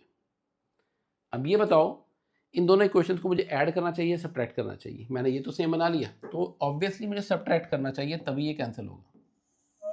ये क्या जाएगा, इनका डिफरेंस आ गया -5x और इधर क्या आएगा 4 minus 6 minus 2, 6 minus minus 6 12, 8 minus minus 3 11, 0 minus 15 minus 15। तो x की वैल्यू क्या आ जाएगी, x comes out to be, ये -5 को डिनोमिनेटर में ले आओ तो 2/5, 12/5, ये -12/5 और -11/5 and -15 by -5 that will B 3। ये x मैट्रिक्स। अब इस x मैट्रिक्स को किसी भी एक इक्वेशन में डाल लो and you can easily find out value of y matrix also. I hope ये बात क्लियर है। तो क्वेश्चन में कुछ बड़ी डील नहीं है, क्वेश्चन तो वही है, लीनियर इक्वेशन इन 2 वेरिएबल का क्वेश्चन है, बट फर्क सिर्फ इतना सा है कि यहाँ पर x और y जो है वो मैट्रिसेस हैं, वहाँ पर ये नंबर्स होते हैं, नेचुरल नंबर या इंटीजर वैल्यूज, बट यहाँ पर ये मैट्रिसेस हैं। तो आपको मैट्रिक्स फॉर्म की टाइप से एडिशन करनी है या सब्ट्रैक्शन करनी है। क्लियर है बात? चल सकते हैं नेक्स्ट क्वेश्चन पे। Next thing is multiplication of matrices. अब आपको ये तो समझ आ गया कि मैट्रिक्स को हम ऐड या सब्ट्रैक्ट कैसे कर सकते हैं। अब मैं आपसे पूछ रहा हूँ मल्टीप्लीकेशन ऑफ मैट्रिसेस कैसे होगा। तो दो मैट्रिक्स हैं, मैंने आपको कहा कि दो मैट्रिक्स ए और बी को अगर हम ऐड करते हैं तो ये ज़रूरी है कि उन दोनों का ऑर्डर सेम होना चाहिए, बट मल्टीप्लिकेशन में ऐसा कोई ज़रूरी नहीं है कि ऑर्डर सेम हो, बट मल्टीप्लिकेशन में ये ज़रूरी है कि अगर ए का ऑर्डर m/n है तो बी का ऑर्डर n/p होना चाहिए, ऑर्डर सेम हो या ना हो, बट ये वाला एलिमेंट कॉमन होना चाहिए, ये वाला एलिमेंट सेम होना चाहिए इन दोनों के बीच में। मतलब क्या हुआ कि जो number of column of A matrix, this should be equal to number of rows of matrix B। ये सेम होंगे तो ही एक मैट्रिक्स मल्टीप्लाई हो पाएगी, नहीं तो मल्टीप्लाई नहीं हो सकती, ये याद रख लेना, ठीक है। अगर इसके नंबर ऑफ कॉलम्स और इसकी नंबर ऑफ रोज आपस में इक्वल नहीं है then we can not multiply that matrix. और इनको मल्टीप्लाई करने पे जो मैट्रिक्स बनेगी सी मैट्रिक्स, उसका ऑर्डर क्या आएगा, वो ये ऑर्डर आएगा, वो ऑर्डर आएगा m/p। क्लियर है बात? जैसे मान लो मैं आपको कह देता हूँ ये एक मैट्रिक्स है 1 2 3 4 और ये एक मैट्रिक्स है 0 1 2 2 1 3। पहली बात मुझे ये बता दो, क्या मैं इन दोनों मैट्रिसेस को ऐड कर सकता हूँ? क्या ये दोनों मैट्रिसेस ऐड की जा सकती है, प्लस की जा सकती है? नहीं की जा सकती। क्यों नहीं की जा सकती? क्योंकि इन दोनों का ऑर्डर ही सेम नहीं है। अभी मैंने आपको बताया अगर मैट्रिसेस का ऑर्डर सेम होगा तभी तो हम उन्हें ऐड कर पाएंगे, यहाँ तो ऑर्डर सेम ही नहीं है, that means these two matrices can not be added together. तो ऐड तो नहीं हो सकती। अच्छा मल्टीप्लाई हो सकती हैं, देखते हैं। इसका ऑर्डर क्या है 2/2, इसका ऑर्डर 2/3। ये एलिमेंट तो कॉमन आ रहा है, बिल्कुल कॉमन आ रहा है, ये सेम है दोनों में। तो अगर ये एलिमेंट सेम है तो इनको मल्टीप्लाई करने पे जो मैट्रिक्स बनेगी उसका ऑर्डर क्या आएगा 2/3, A11 A12 A13 A21 A22 A23। ये मैट्रिक्स बनी है। जो मल्टीप्लाई करने में मैट्रिक्स बनेगी उसका ऑर्डर 2/3 आ गया, ये भी मुझे पता लग गया। बट एलिमेंट कैसे निकलेंगे ये तो मैं सोचा ही नहीं। ऑर्डर तो मुझे पता लग गया, अब एलिमेंट कैसे निकलेंगे वो इनका नाम ही बता रहा है। इसका नाम क्या है A11। तो नाम से मुझे पता चल रहा है कि मुझे फर्स्ट रो को फर्स्ट कॉलम से मल्टीप्लाई करना है, मतलब इसको इससे मल्टीप्लाई करना है। क्या बनेगा 1 × 0 0 प्लस 2 × 2 4। मतलब पहले एलिमेंट को पहले से मल्टीप्लाई करना है, दूसरे को दूसरे से। बात समझ आ गई? ऐसे हम मैट्रिक्स मल्टीप्लिकेशन कर रहे हैं। अब मान लो अगला एलिमेंट A12 निकालना है, तो नाम सजेस्ट कर रहा है A12 किस रो को किस कॉलम से मल्टीप्लाई करेंगे, फर्स्ट रो को सेकंड कॉलम से। फर्स्ट रो है 1 2 और सेकंड कॉलम कौन सा है 1 1। तो पहले एलिमेंट को पहले से 1 प्लस दूसरे एलिमेंट को दूसरे से 1 × 2 2। ये बात भी समझ आ गई। उसके बाद अगला एलिमेंट कौन सा है A13। A13 नाम सजेस्ट कर रहा है कि फर्स्ट रो को थर्ड कॉलम से, पहले एलिमेंट को पहले से 2 प्लस दूसरे को दूसरे से 6। क्लियर है? A21 निकालना है तो सेकंड रो को फर्स्ट कॉलम से 3 × 0 0 plus 4 × 2 8। Then second row second column 3 × 1 3 plus 4 × 1 4 और लास्ट में आएगा 3 × 2 6 प्लस 4 × 3 12। तो ये मैट्रिक्स बन गई हमारे पास, इनका प्रोडक्ट 4 3 8 8 7 और 18। ये बात समझ आ गई। This is how we can multiply two matrices. दो मैट्रिक्स को मल्टीप्लाई करना हो तो कैसे कर सकते हैं। एक बार दोबारा फिर बता रहा हूँ मैं आपको, ध्यान से सुन लेना, कन्फ्यूजन नहीं रखनी है, क्योंकि मल्टीप्लिकेशन में बच्चों को कन्फ्यूजन रहती है। एडिशन करते समय मैंने आपको ये बताया कि दो मैट्रिसेस को हम ऐड या सब्ट्रैक्ट तभी कर सकते हैं अगर उनका ऑर्डर सेम होगा दोनों मैट्रिसेस का। मल्टीप्लाई में ऐसा जरूरी नहीं है। मल्टीप्लाई में ऐसा नहीं है कि दोनों का ऑर्डर सेम होना चाहिए, बट यस मल्टीप्लाई में एक चीज़ का ध्यान रखना है कि अगर हम ए और बी को मल्टीप्लाई कर रहे हैं तो ए में जो नंबर ऑफ कॉलम्स होंगे that should be equal to number of rows of B. ये दो एलिमेंट सेम होने चाहिए, तभी ये मैट्रिसेस मल्टीप्लाई हो सकती हैं, अदरवाइज मल्टीप्लाई नहीं होंगी। और इनको मल्टीप्लाई करने से जो मैट्रिक्स बनेगी उसका ऑर्डर आएगा m क्रॉस p। बात समझ आ गई। m क्रॉस p उस मैट्रिक्स का ऑर्डर है। जैसे यहाँ पर हमने एक 2x2 मैट्रिक्स और 2x3 मैट्रिक्स को मल्टीप्लाई किया, तो ये मल्टीप्लाई हो सकती हैं क्योंकि वो 2 सेम आ रहा है, और मल्टीप्लाई करने पे जो मैट्रिक्स बनेगी उसका ऑर्डर क्या होगा, वो 2x3 हो जाएगा। और उसके सभी एलिमेंट्स अगर हमें फिगर आउट करने हैं तो वो हम फिगर आउट कर सकते हैं। कैसे फिगर आउट करेंगे, उसके लिए हमने A11 सजेस्ट कर रहा है कि फर्स्ट रो को फर्स्ट कॉलम से मल्टीप्लाई करेंगे, A12 रिप्रेजेंट कर रहा है फर्स्ट रो को सेकंड कॉलम से, अकॉर्डिंगली। क्लियर है बात। चलो एक और मैट्रिक्स मल्टीप्लाई करके देख लेते हैं और क्लैरिटी आ जाएगी। लेट से मैं ये कहता हूँ एक मैट्रिक्स है 1 2 3, क्या ऑर्डर है इसका 3/1, और ये एक मैट्रिक्स है 1 0 7, ऑर्डर है इसका 1/3। क्या ये दो मैट्रिक्स मल्टीप्लाई हो सकती हैं? बिल्कुल हो सकती हैं। क्यों हो सकती हैं? क्योंकि ये दो एलिमेंट्स तो सेम आ गए ना, 1 1, और जो मल्टीप्लाई करके मैट्रिक्स बनेगी वो किस ऑर्डर की, अरे कमाल है, ये तो 3/3 की, मतलब ऐसी मैट्रिक्स बनेगी।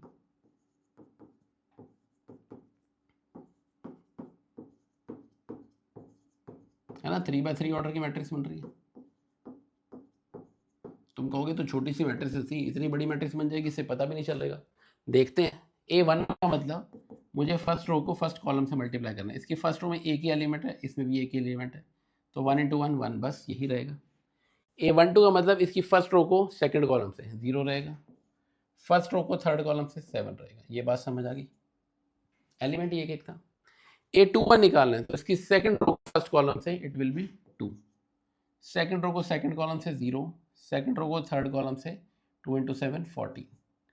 3/1 means third row first column, third row second column, third row third column, तो ये आपका आंसर आ गया। बात समझ आ गई। This is how we can multiply two matrices. अगर number of columns in first matrix is equal to number of rows in second matrix, in that case we can multiply these two matrices, और सभी elements को आपने ऐसे calculate करना है। Clear है बात। चलो नेक्स्ट पॉइंट पर चलते हैं। Properties of multiplication of matrix. जैसे हमने मैट्रिक्स एडिशन की प्रॉपर्टीज पढ़ी है, वैसे ही मैट्रिक्स मल्टीप्लिकेशन की भी कुछ प्रॉपर्टीज हैं। सबसे पहले और important property, not commutative. Matrix multiplication commutative नहीं होता है भाई, ये बिल्कुल ध्यान से समझ लेना। अगर दो मैट्रिक्स में मैं ए बी निकाल रहा हूं तो वो बी ए के इक्वल नहीं होता है इन जनरल। इन जनरल कहने का मतलब यह है, हो सकता है किसी में ऐसा आ रहा हो कि ए बी और बी ए इक्वल आ रहा है, but usually in general A B is not equal to B A. बात समझ आ गई। और कहीं की जगह तो ऑर्डर भी डिफाइंड नहीं हो पाएगा, तो कैसे कर लोगे। ठीक है, तो इसका मतलब मैट्रिक्स मल्टीप्लिकेशन में ए बी और बी ए इक्वल आए ऐसी कोई गारंटी नहीं है। बात समझ आ गई। चलो सेकंड इज एसोसिएटिव। हाँ, बट एसोसिएटिव होता है। Matrix multiplication is associative in nature. मतलब आप a इंटू बी सी करो या फिर ए बी इंटू सी करो, वो एक ही बात है। Matrix multiplication is associative in nature but not commutative in nature. A B और बी ए इक्वल नहीं आएगा, a into B C is equal to A B into C आ जाएगा। Then matrix multiplication is distributive in nature. Matrix multiplication is distributive. Distributive का मतलब क्या हो जाएगा कि अगर आपको ऐसा करना हो a into B plus C, into मतलब मैं डॉट ना लगाऊं तो भी चलेगा, a को b प्लस सी से मल्टीप्लाई किया जाए तो वी कैन से ए बी प्लस ए सी इसके इक्वल आएगा। Matrix multiplication is distributive in nature. Matrix multiplication commutative नहीं होता है, मैट्रिक्स मल्टीप्लिकेशन एसोसिएटिव होता है और डिस्ट्रीब्यूटिव भी होता है। एक और बात, इसमें identity matrix existence of identity. बताया था कि मैट्रिक्स एडिशन में जो आइडेंटिटी होती है वो कौन सी होती है, वो जीरो मैट्रिक्स होती है। हर मैट्रिक्स से ऑर्डर की जीरो मैट्रिक्स एग्जिस्ट करेगी, वही उसकी आइडेंटिटी है। क्योंकि ए में ऐसा क्या ऐड किया जाए कि ए ही आ जाए, तो वो जीरो मैट्रिक्स हो सकती है। अब मल्टीप्लाई की बात हो रही है, तो ए को किसी ऐसी एलिमेंट से मैट्रिक्स से मल्टीप्लाई किया जाए कि ए ही आ जाए, वो मैट्रिक्स होगी आइडेंटिटी मैट्रिक्स। ठीक है, मैंने आपको बताया था स्टार्टिंग में कि आइडेंटिटी जो है वो मैट्रिसेस का वन होता है। तो मैट्रिक्स का वन किसको किस एलिमेंट से मल्टीप्लाई, टू को किससे मल्टीप्लाई करोगे, टू आ जाए वन से, थ्री को किससे मल्टीप्लाई करेंगे, थ्री आ जाए वन से। तो ऐसे मैट्रिक्स के केस का जो वन होगा वो आइडेंटिटी मैट्रिक्स होगी। तो ए अगर मान लो 2x2 ऑर्डर की मैट्रिक्स है तो उसकी आइडेंटिटी 1 0 0 1 ये हो जाएगी। 3x3 की है तो 1 0 0 0 1 0 0 0 1। बात समझ आ गई? तो ये आइडेंटिटी रहेगी मैट्रिक्स मल्टीप्लिकेशन में। आई होप यहाँ तक बात क्लियर है। चलें आगे।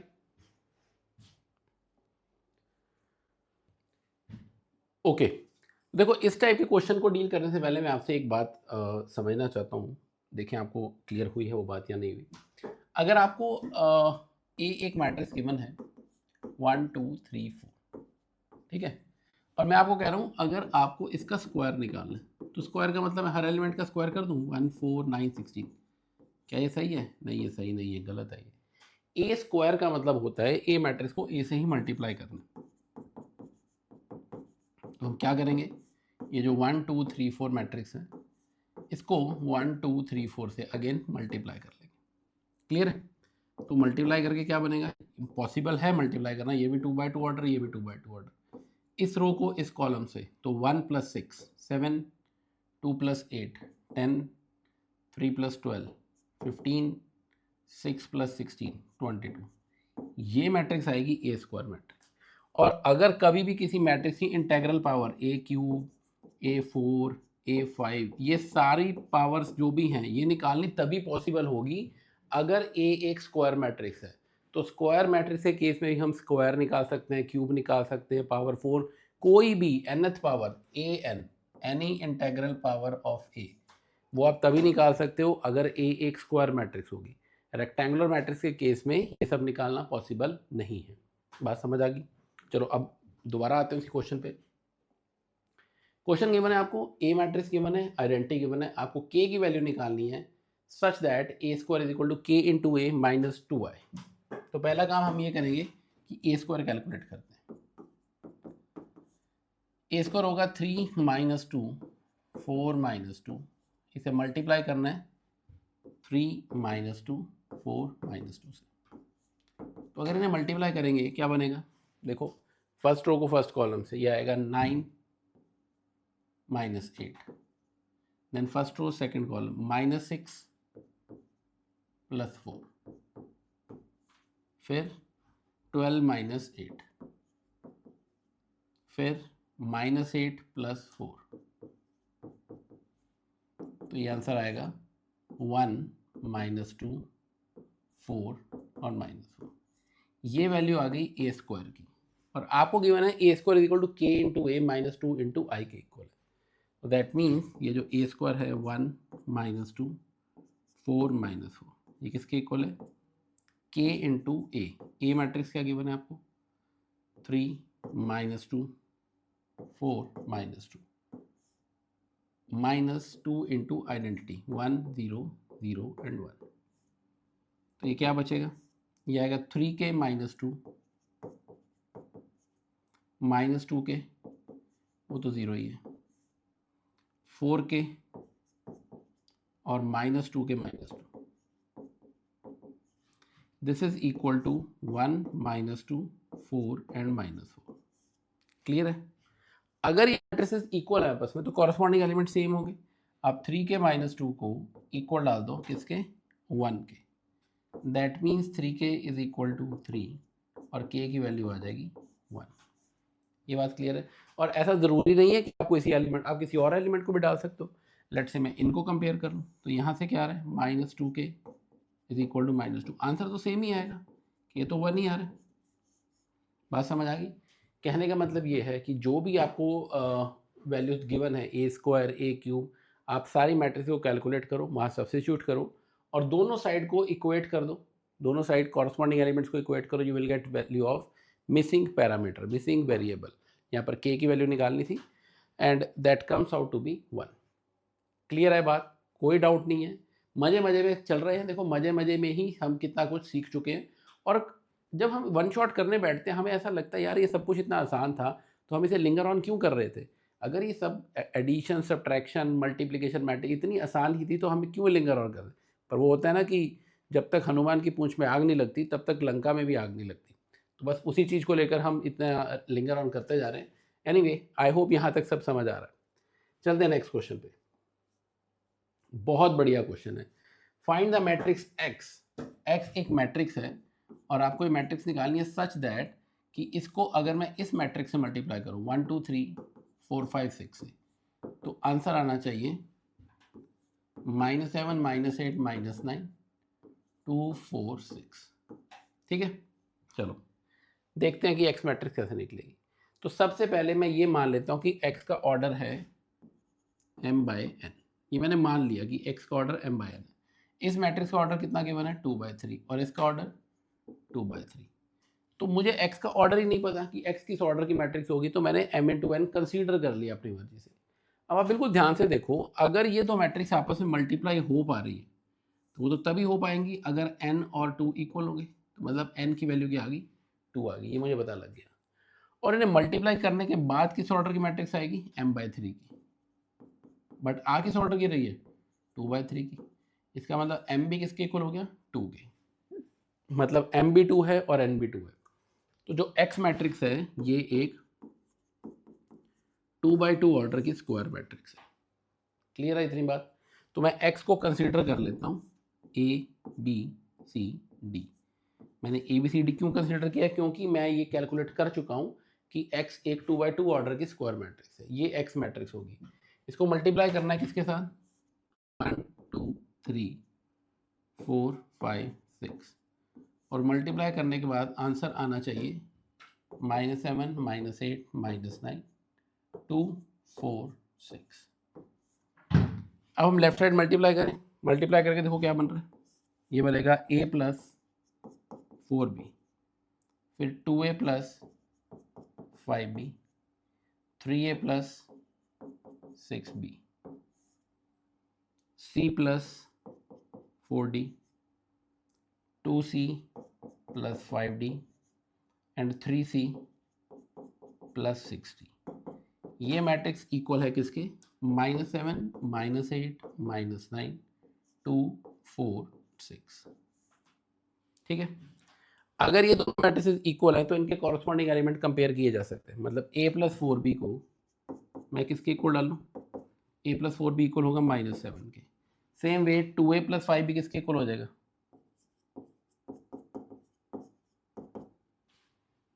2a + 5b इक्वल हो जाएगा -8 के।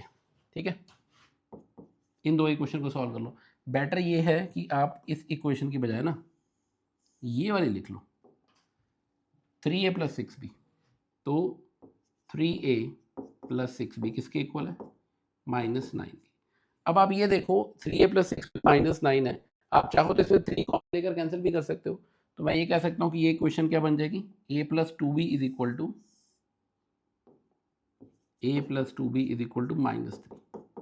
ठीक है, मैंने ये क्यों लिखा, क्योंकि मुझे मल्टीप्लाई डिवाइड करने की जरूरत पड़ी नहीं ना, सीधा मैंने 2 3 कॉमन लेकर कैंसिल कर दिया।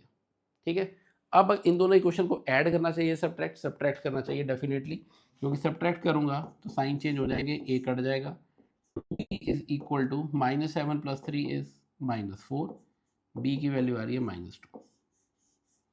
b की वैल्यू -2 अगर मैं यहाँ डाल दूँ तो ये हो जाएगा -8, उधर अगर ऐड होगा a की वैल्यू आ जाएगी 1। क्लियर है, अब c और d निकालते हैं। तो c + 4d की वैल्यू गिवन है मुझे 2, और यहाँ पर फिर देखो 3 कॉमन लेकर कटेगा तो वी कैन से कि c + 2d की वैल्यू कितनी है 2। ठीक है, 3 कॉमन लेकर काटेंगे तो सब्ट्रैक्ट करने दोनों इक्वेशंस को, c कट गया 2d = 0, d की वैल्यू आ रही है 0। d की वैल्यू अगर 0 डालोगे तो c कितना आ जाएगा 2। खत्म, a b c d सबकी वैल्यू निकाल ली। तो मैं ये कह सकता हूँ कि जो x मैट्रिक्स है वो क्या आ रही है a = 1, b = -2, सी की वैल्यू निकाली है 2 और डी आ रहा है 0। This is your final answer. बात समझ आ गई? देखो इंपॉर्टेंट है ये क्वेश्चन। सबसे इंपॉर्टेंट पॉइंट इसमें ये है कि पहले आपको x का ऑर्डर निकालना पड़ेगा। x का ऑर्डर क्या है? वो 2/3 ऑर्डर की है, 3/2 की है, 3/3 की है। वो कैसे पता चलेगा? वो हमने m × n कंसीडर किया, वैल्यू निकाली m और n की, ठीक है। तो उसके बाद हमने ये पता चला जब x एक 2/2 की मैट्रिक्स है तो x की जगह लिख दिया ABCD, फिर मल्टीप्लाई करके इक्वेशन सॉल्व की हैं और ABCD की वैल्यू निकाल ली। आई होप ये बहुत बात समझ आ गई, ये पॉइंट भी क्लियर है।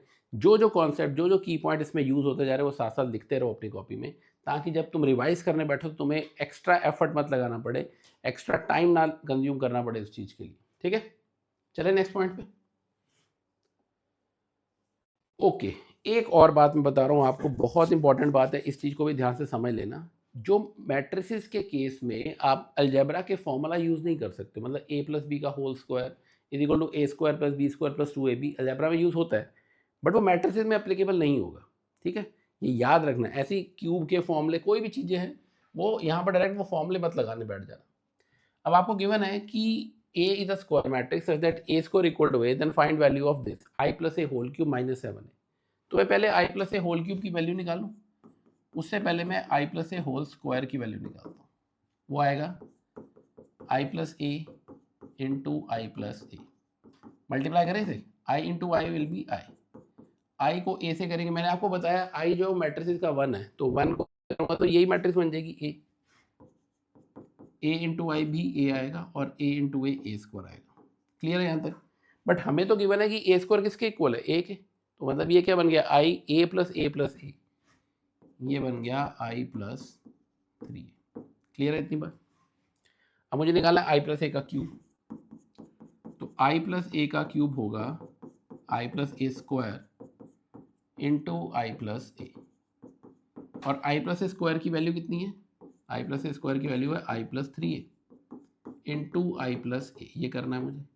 तो मल्टीप्लाई करें, I इंटू आई आई रहेगा, प्लस I इंटू ए आएगा, 3a इंटू आई 3a आएगा, और 3a इंटू ए 3a² आएगा। बाकी सब कुछ ठीक है, बट ये 3a² आ गया, और a² की वैल्यू क्या है? a। इसको फिर से a पुट करेंगे तो ये बचेगा I + a + 3a + 3a 7a।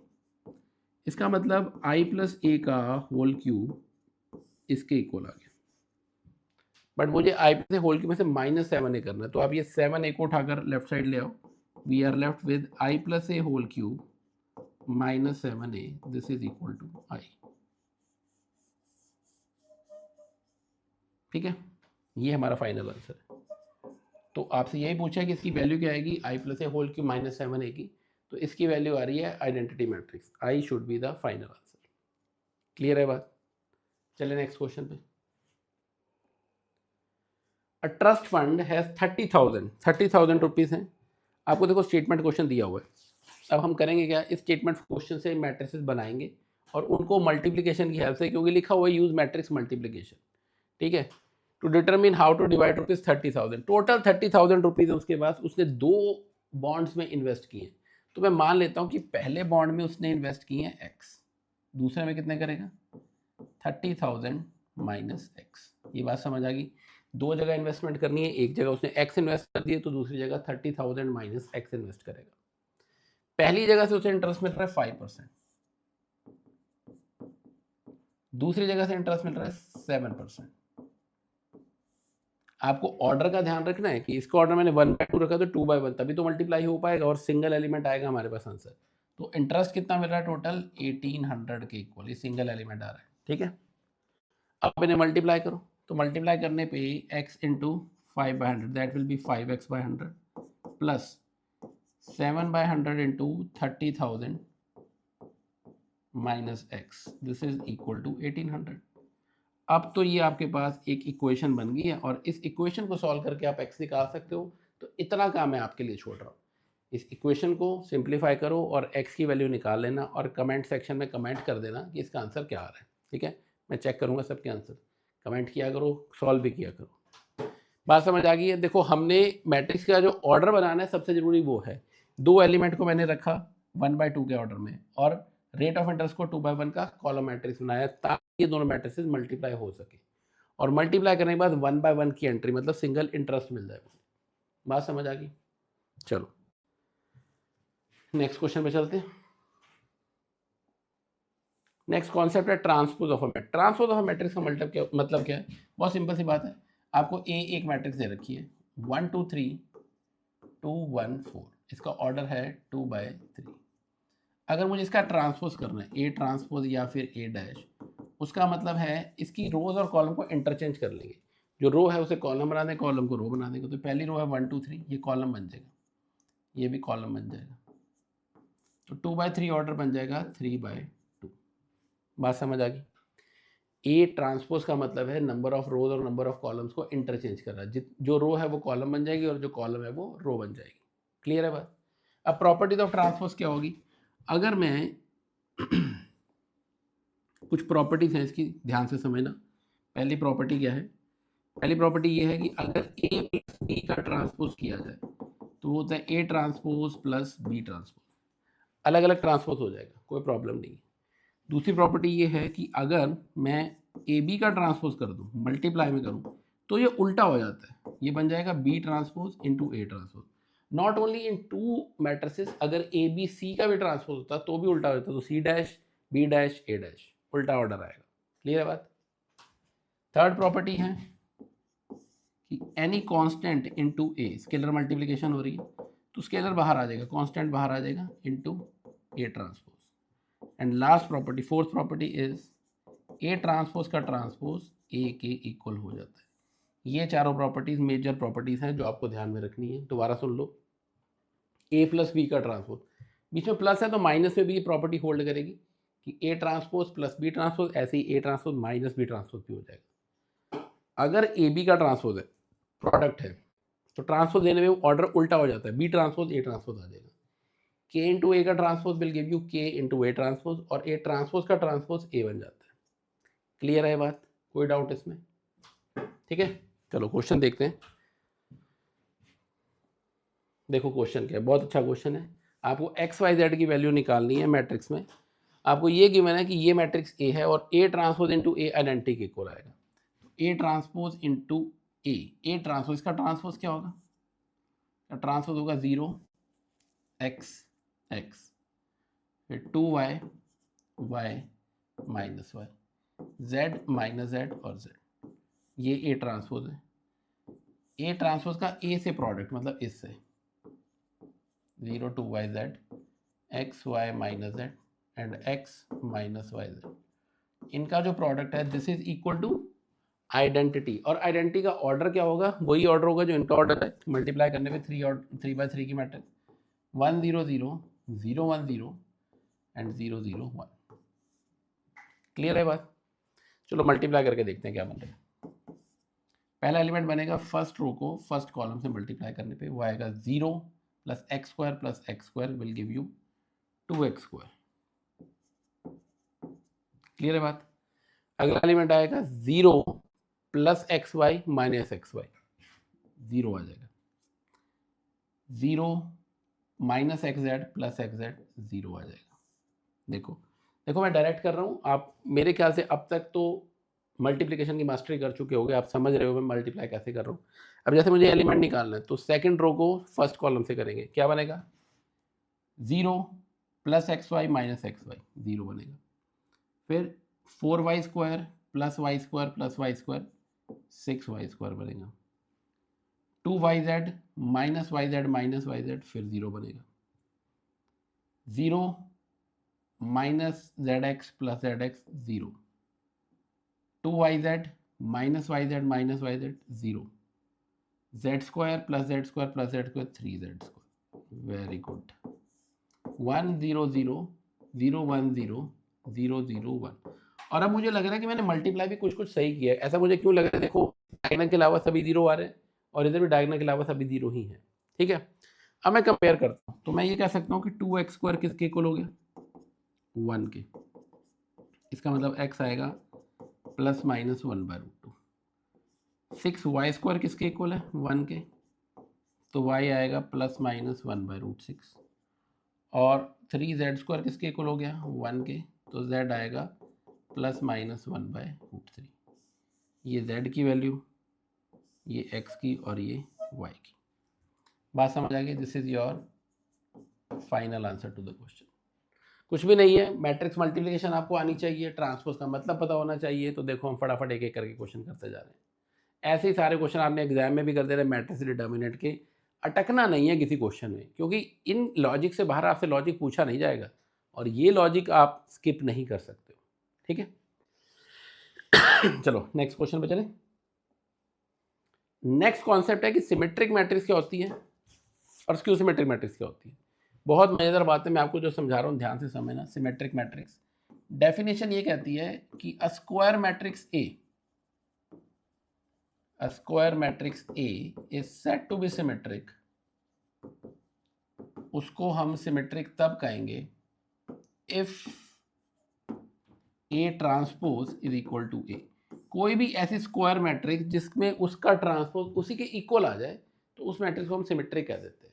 या फिर आप ये भी कह सकते हो कि इसमें ए आई जे ए जे आई के इक्वल हो जाता है। मतलब क्या हुआ इस बात का? मतलब ये हुआ जैसे ये मैं 1 2 3 लिख दूँ, अगर यहाँ 2 लिखा तो यहाँ 2 आएगा, यहाँ 3 है तो यहाँ 3 आएगा, 4 5 लिखा है तो यहाँ भी 5 आएगा, यहाँ 6 लिखा। आई बात समझ? ए आई जे और ए जे आई इक्वल है। जो A12 था वही A21 है, जो A13 था वही A31 है, जो A23 था वही A32 है। बात समझ आ रही है? तो ये मैट्रिक्स एक सिमेट्रिक मैट्रिक्स है, क्योंकि आप इसका ट्रांसपोज करके देख लो ना। अगर आप इसका ट्रांसपोज करते हो तो मुझे दोबारा से यही मैट्रिक्स तो मिल जाएगी। तो ये मैट्रिक्स कैसी मैट्रिक्स है? सिमेट्रिक मैट्रिक्स है। अब हम आते हैं नेक्स्ट टाइप ऑफ मैट्रिक्स पे, स्क्यू सिमेट्रिक क्या होती है। अगर एक स्क्वायर मैट्रिक्स ऐसी बन जाए, a square matrix A is said to be skew symmetric। इसको स्क्यू सिमेट्रिक तब कहेंगे if A transpose is equal to -A। अगर उसका ट्रांसपोज उसके नेगेटिव के इक्वल आ रहा है तो वो मैट्रिक्स स्क्यू सिमेट्रिक है। बात समझ आ गई? और इस केस में जो ए आई जे होता है वो -A_ji होगा। ठीक है, जैसे मैं एग्जांपल बना के देखता हूँ। एक बात तो ध्यान रखना, कभी भी स्क्यू सिमेट्रिक मैट्रिक्स बना रहे तो डायगोनल एलिमेंट्स सारे हमेशा 0 होंगे। ये भी 0, ये भी 0, ये भी 0। अब इसे 1 लिखा तो ये -1, ये 2 है तो ये -2, ये 3 है तो ये -3। बात समझ आ गई? क्लियर है?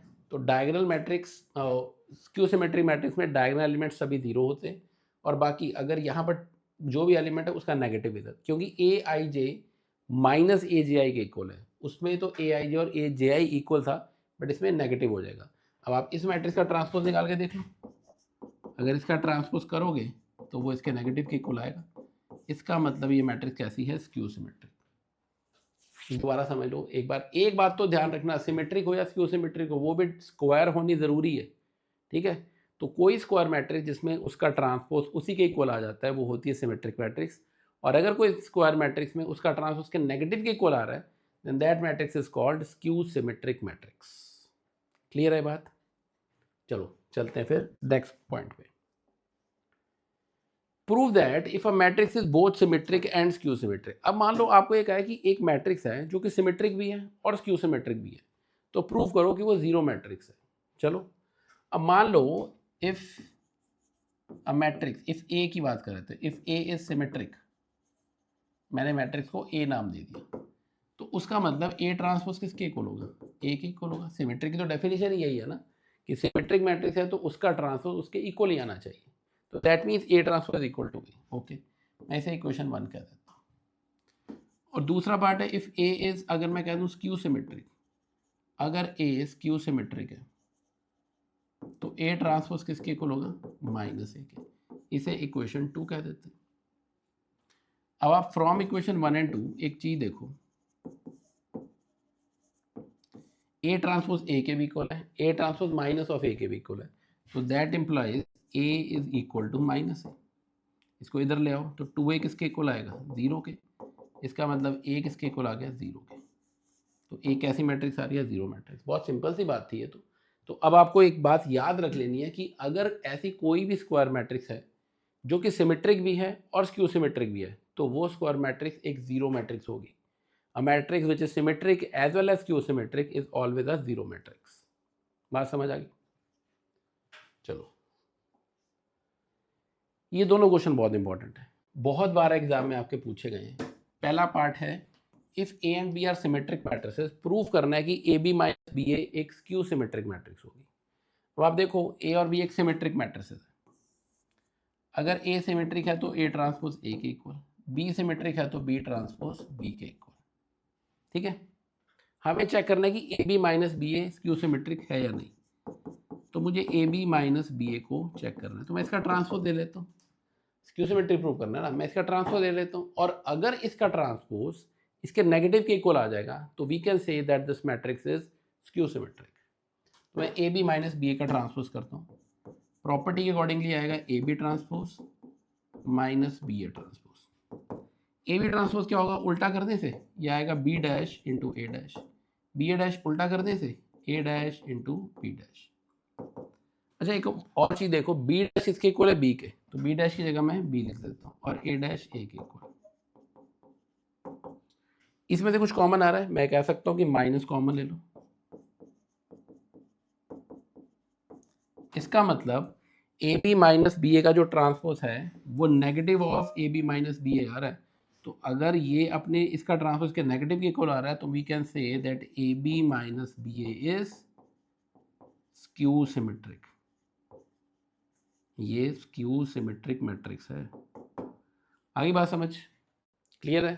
तो फर्स्ट पार्ट में यही प्रूव करना था कि ए और बी आपको सिमेट्रिक मैट्रिसेस गिवन है, तो उसकी डेफिनेशन में यूज कर ली कि ए ट्रांसपोज ए के इक्वल और बी ट्रांसपोज बी के इक्वल, और प्रूव करना है कि A B minus B A एक स्क्यू सिमेट्रिक। अब देखो, अगर A B minus B A को स्क्यू सिमेट्रिक प्रूव करना है तो मैं इसका ट्रांसपोज लूंगा, और उसका ट्रांसपोज के अगर नेगेटिव के इक्वल आ जाता है तो स्क्यू सिमेट्रिक है, और वही यहाँ पर हुआ, इसका ट्रांसपोज इसके नेगेटिव के इक्वल आया।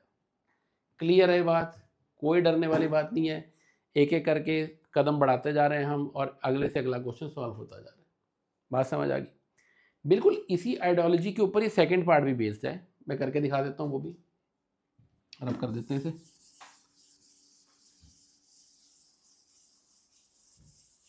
देखो, सेकंड पार्ट में लिखा है प्रूफ करना है कि matrix B dash A B is symmetric और skew symmetric according as A is symmetric और स्क्यू सिमेट्रिक।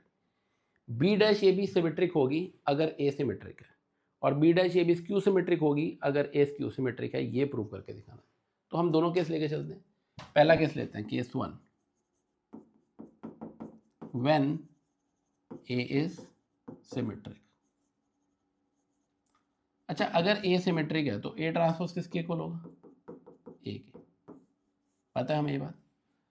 अब हमें चेक करना है बी डैश ए बी को, तो मैं बी डैश ए बी का ट्रांसपोज निकाल लेता हूँ। बी डैश ए बी का ट्रांसपोज क्या होगा? उल्टा हो जाएगा, तो वो बनेगा बी डैश ए डैश और बी डैश का डैश, है ना? Dash means transpose. अब इसका मतलब ए तो सिमेट्रिक था, तो ए डैश ए के इक्वल है, मैं बी डैश ऐसे रह देता हूँ, ए डैश देगा ए। और ये ट्रांसपोज की मैंने प्रॉपर्टी की थी कि अगर किसी मैट्रिक्स का ट्रांसपोज है, मैं फिर से ट्रांसपोज कर रहा हूँ, तो वो ट्रांसपोज कट जाएगा, मतलब ये बी रह जाएगा। तो इसका मतलब बी डैश ए बी का transpose B dash A B के इक्वल आ गया। तो मैं ये कह सकता हूँ therefore B dash A B is symmetric. आगे बात समझ। अब केस 2 ले लेते हैं। केस 2 है when A is skew symmetric. अब अगर ए स्क्यू सिमेट्रिक है तो उस केस में क्या होगा? उस केस में जो ए ट्रांसपोज है वो माइनस ऑफ ए के इक्वल है, because A is skew symmetric.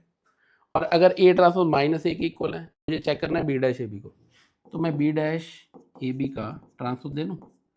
अब इसका ट्रांसपोज होगा तो उल्टा हो जाएगा, वो क्या आएगा? बी डैश ए डैश और बी डैश का डैश। ठीक है, तो ये क्या बनेगा? ए डैश की जगह माइनस ए डालें और बी डैश का डैश बी रह जाएगा।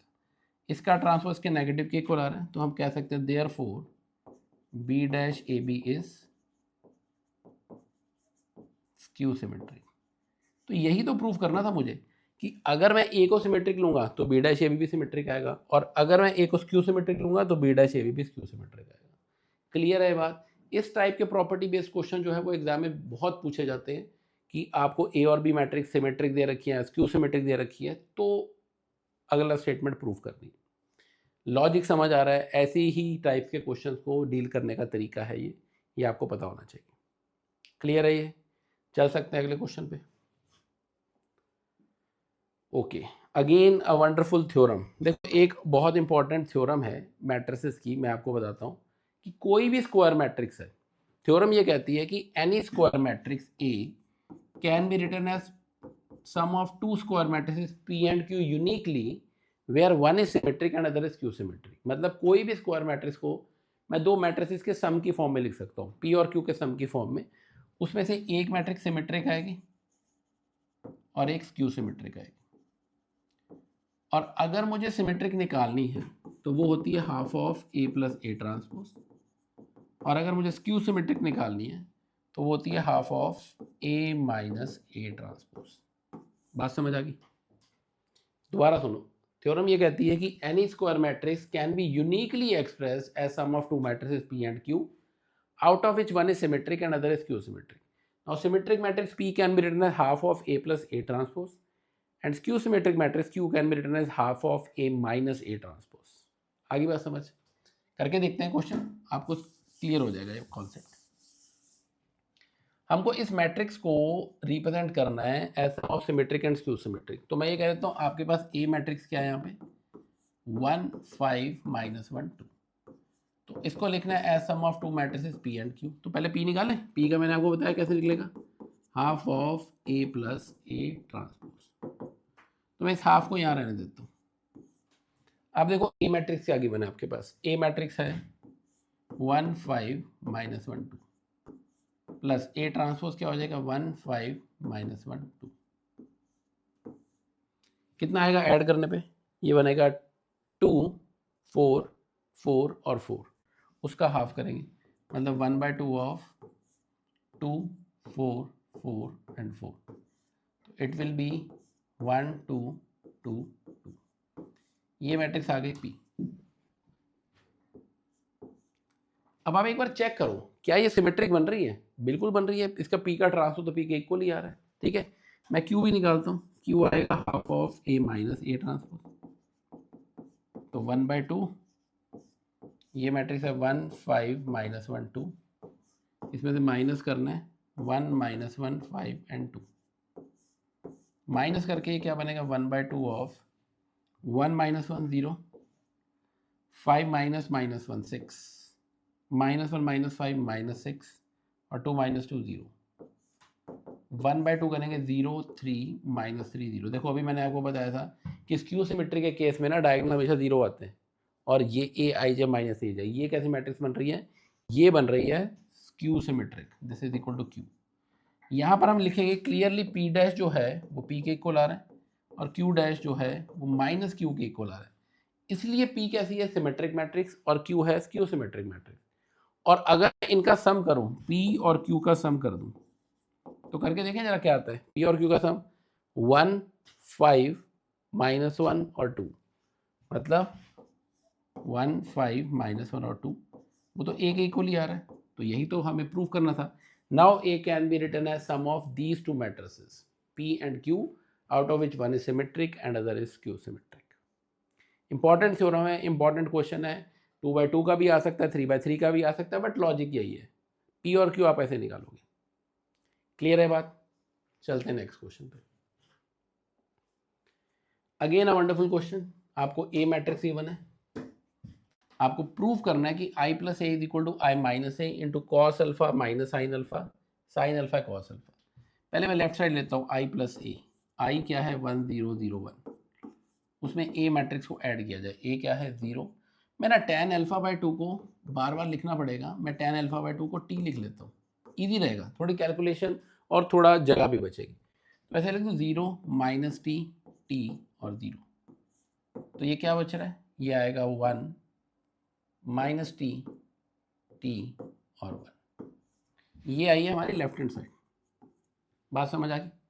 अब हम राइट हैंड साइड को सॉल्व करें। देखो राइट हैंड साइड क्या है, राइट हैंड साइड में आई माइनस ए है, आई माइनस ए करेंगे तो क्या बनेगा ये है आई, ए ये था, और इसको मल्टीप्लाई करना है मुझे किससे, कॉस अल्फा। अब कॉस अल्फा, बट मुझे तो alpha by 2 tan alpha by 2 में चेंज करना है। तो कॉस अल्फा का फॉर्मूला होता है 1 minus ten square alpha by 2 over 1 plus ten square alpha by 2। Sine alpha का फॉर्मूला होता है 2t upon 1 plus t square. यहाँ पे वही फॉर्मूला लगेगा 2t upon 1 plus t square, और कॉस अल्फा की जगह 1 minus T square over 1 plus t square. यहाँ पर t क्या चीज़ है, t है टेन अल्फा बाय 2, वो मैं सबसे ऊपर लिख चुका हूँ। बात समझ आ गई। अब आप इन्हें मल्टीप्लाई करो। पहले देखो ये मैट्रिक्स बनेगी क्या, ये बनेगा 1t माइनस टी और 1। इसको और इस मैट्रिक्स को मल्टीप्लाई करो, 1 minus T square over 1 plus t square, minus 2t over 1 plus t square, 2t over 1 plus t square, and 1 minus T square over 1 plus t square. इनको multiply करते हैं। देखो मल्टीप्लाई करेंगे तो पहली रो और पहला कॉलम मल्टीप्लाई होगा। क्या बनेगा, लिख दूं मैं यहाँ पे, आप ध्यान से देखो क्या बनेगा, 1 minus T square over 1 plus t square,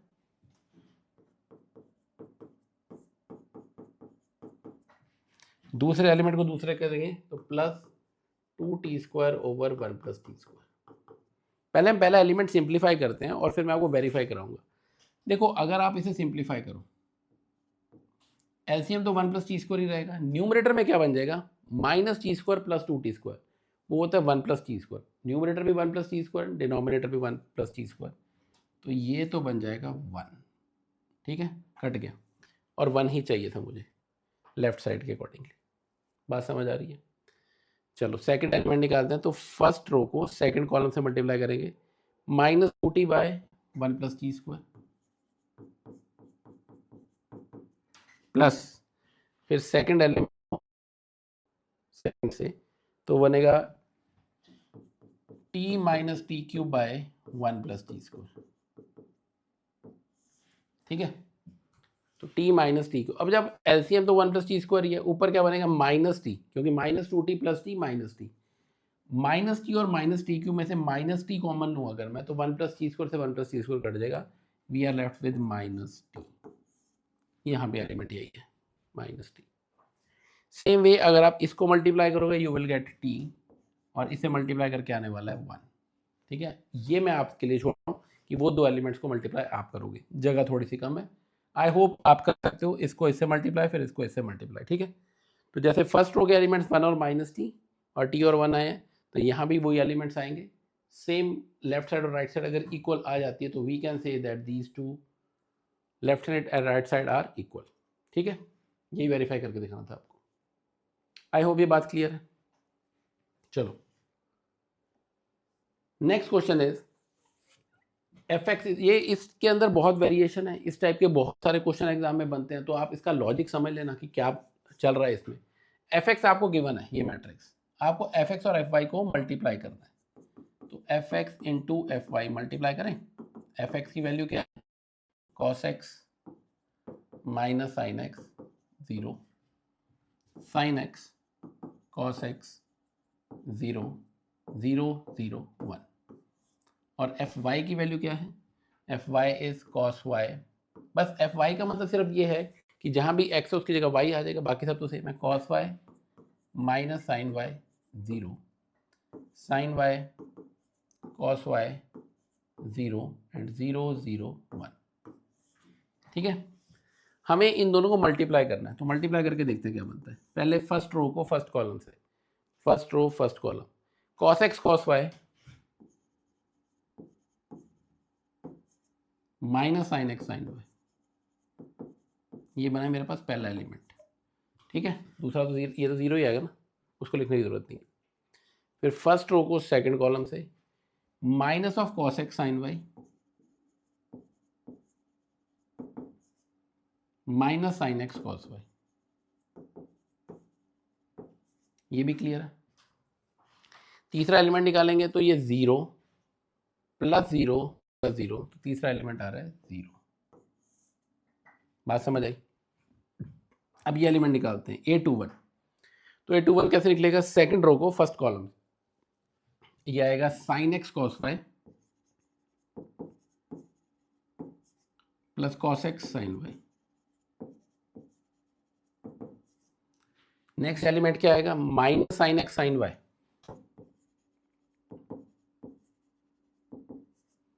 plus cos x cos y,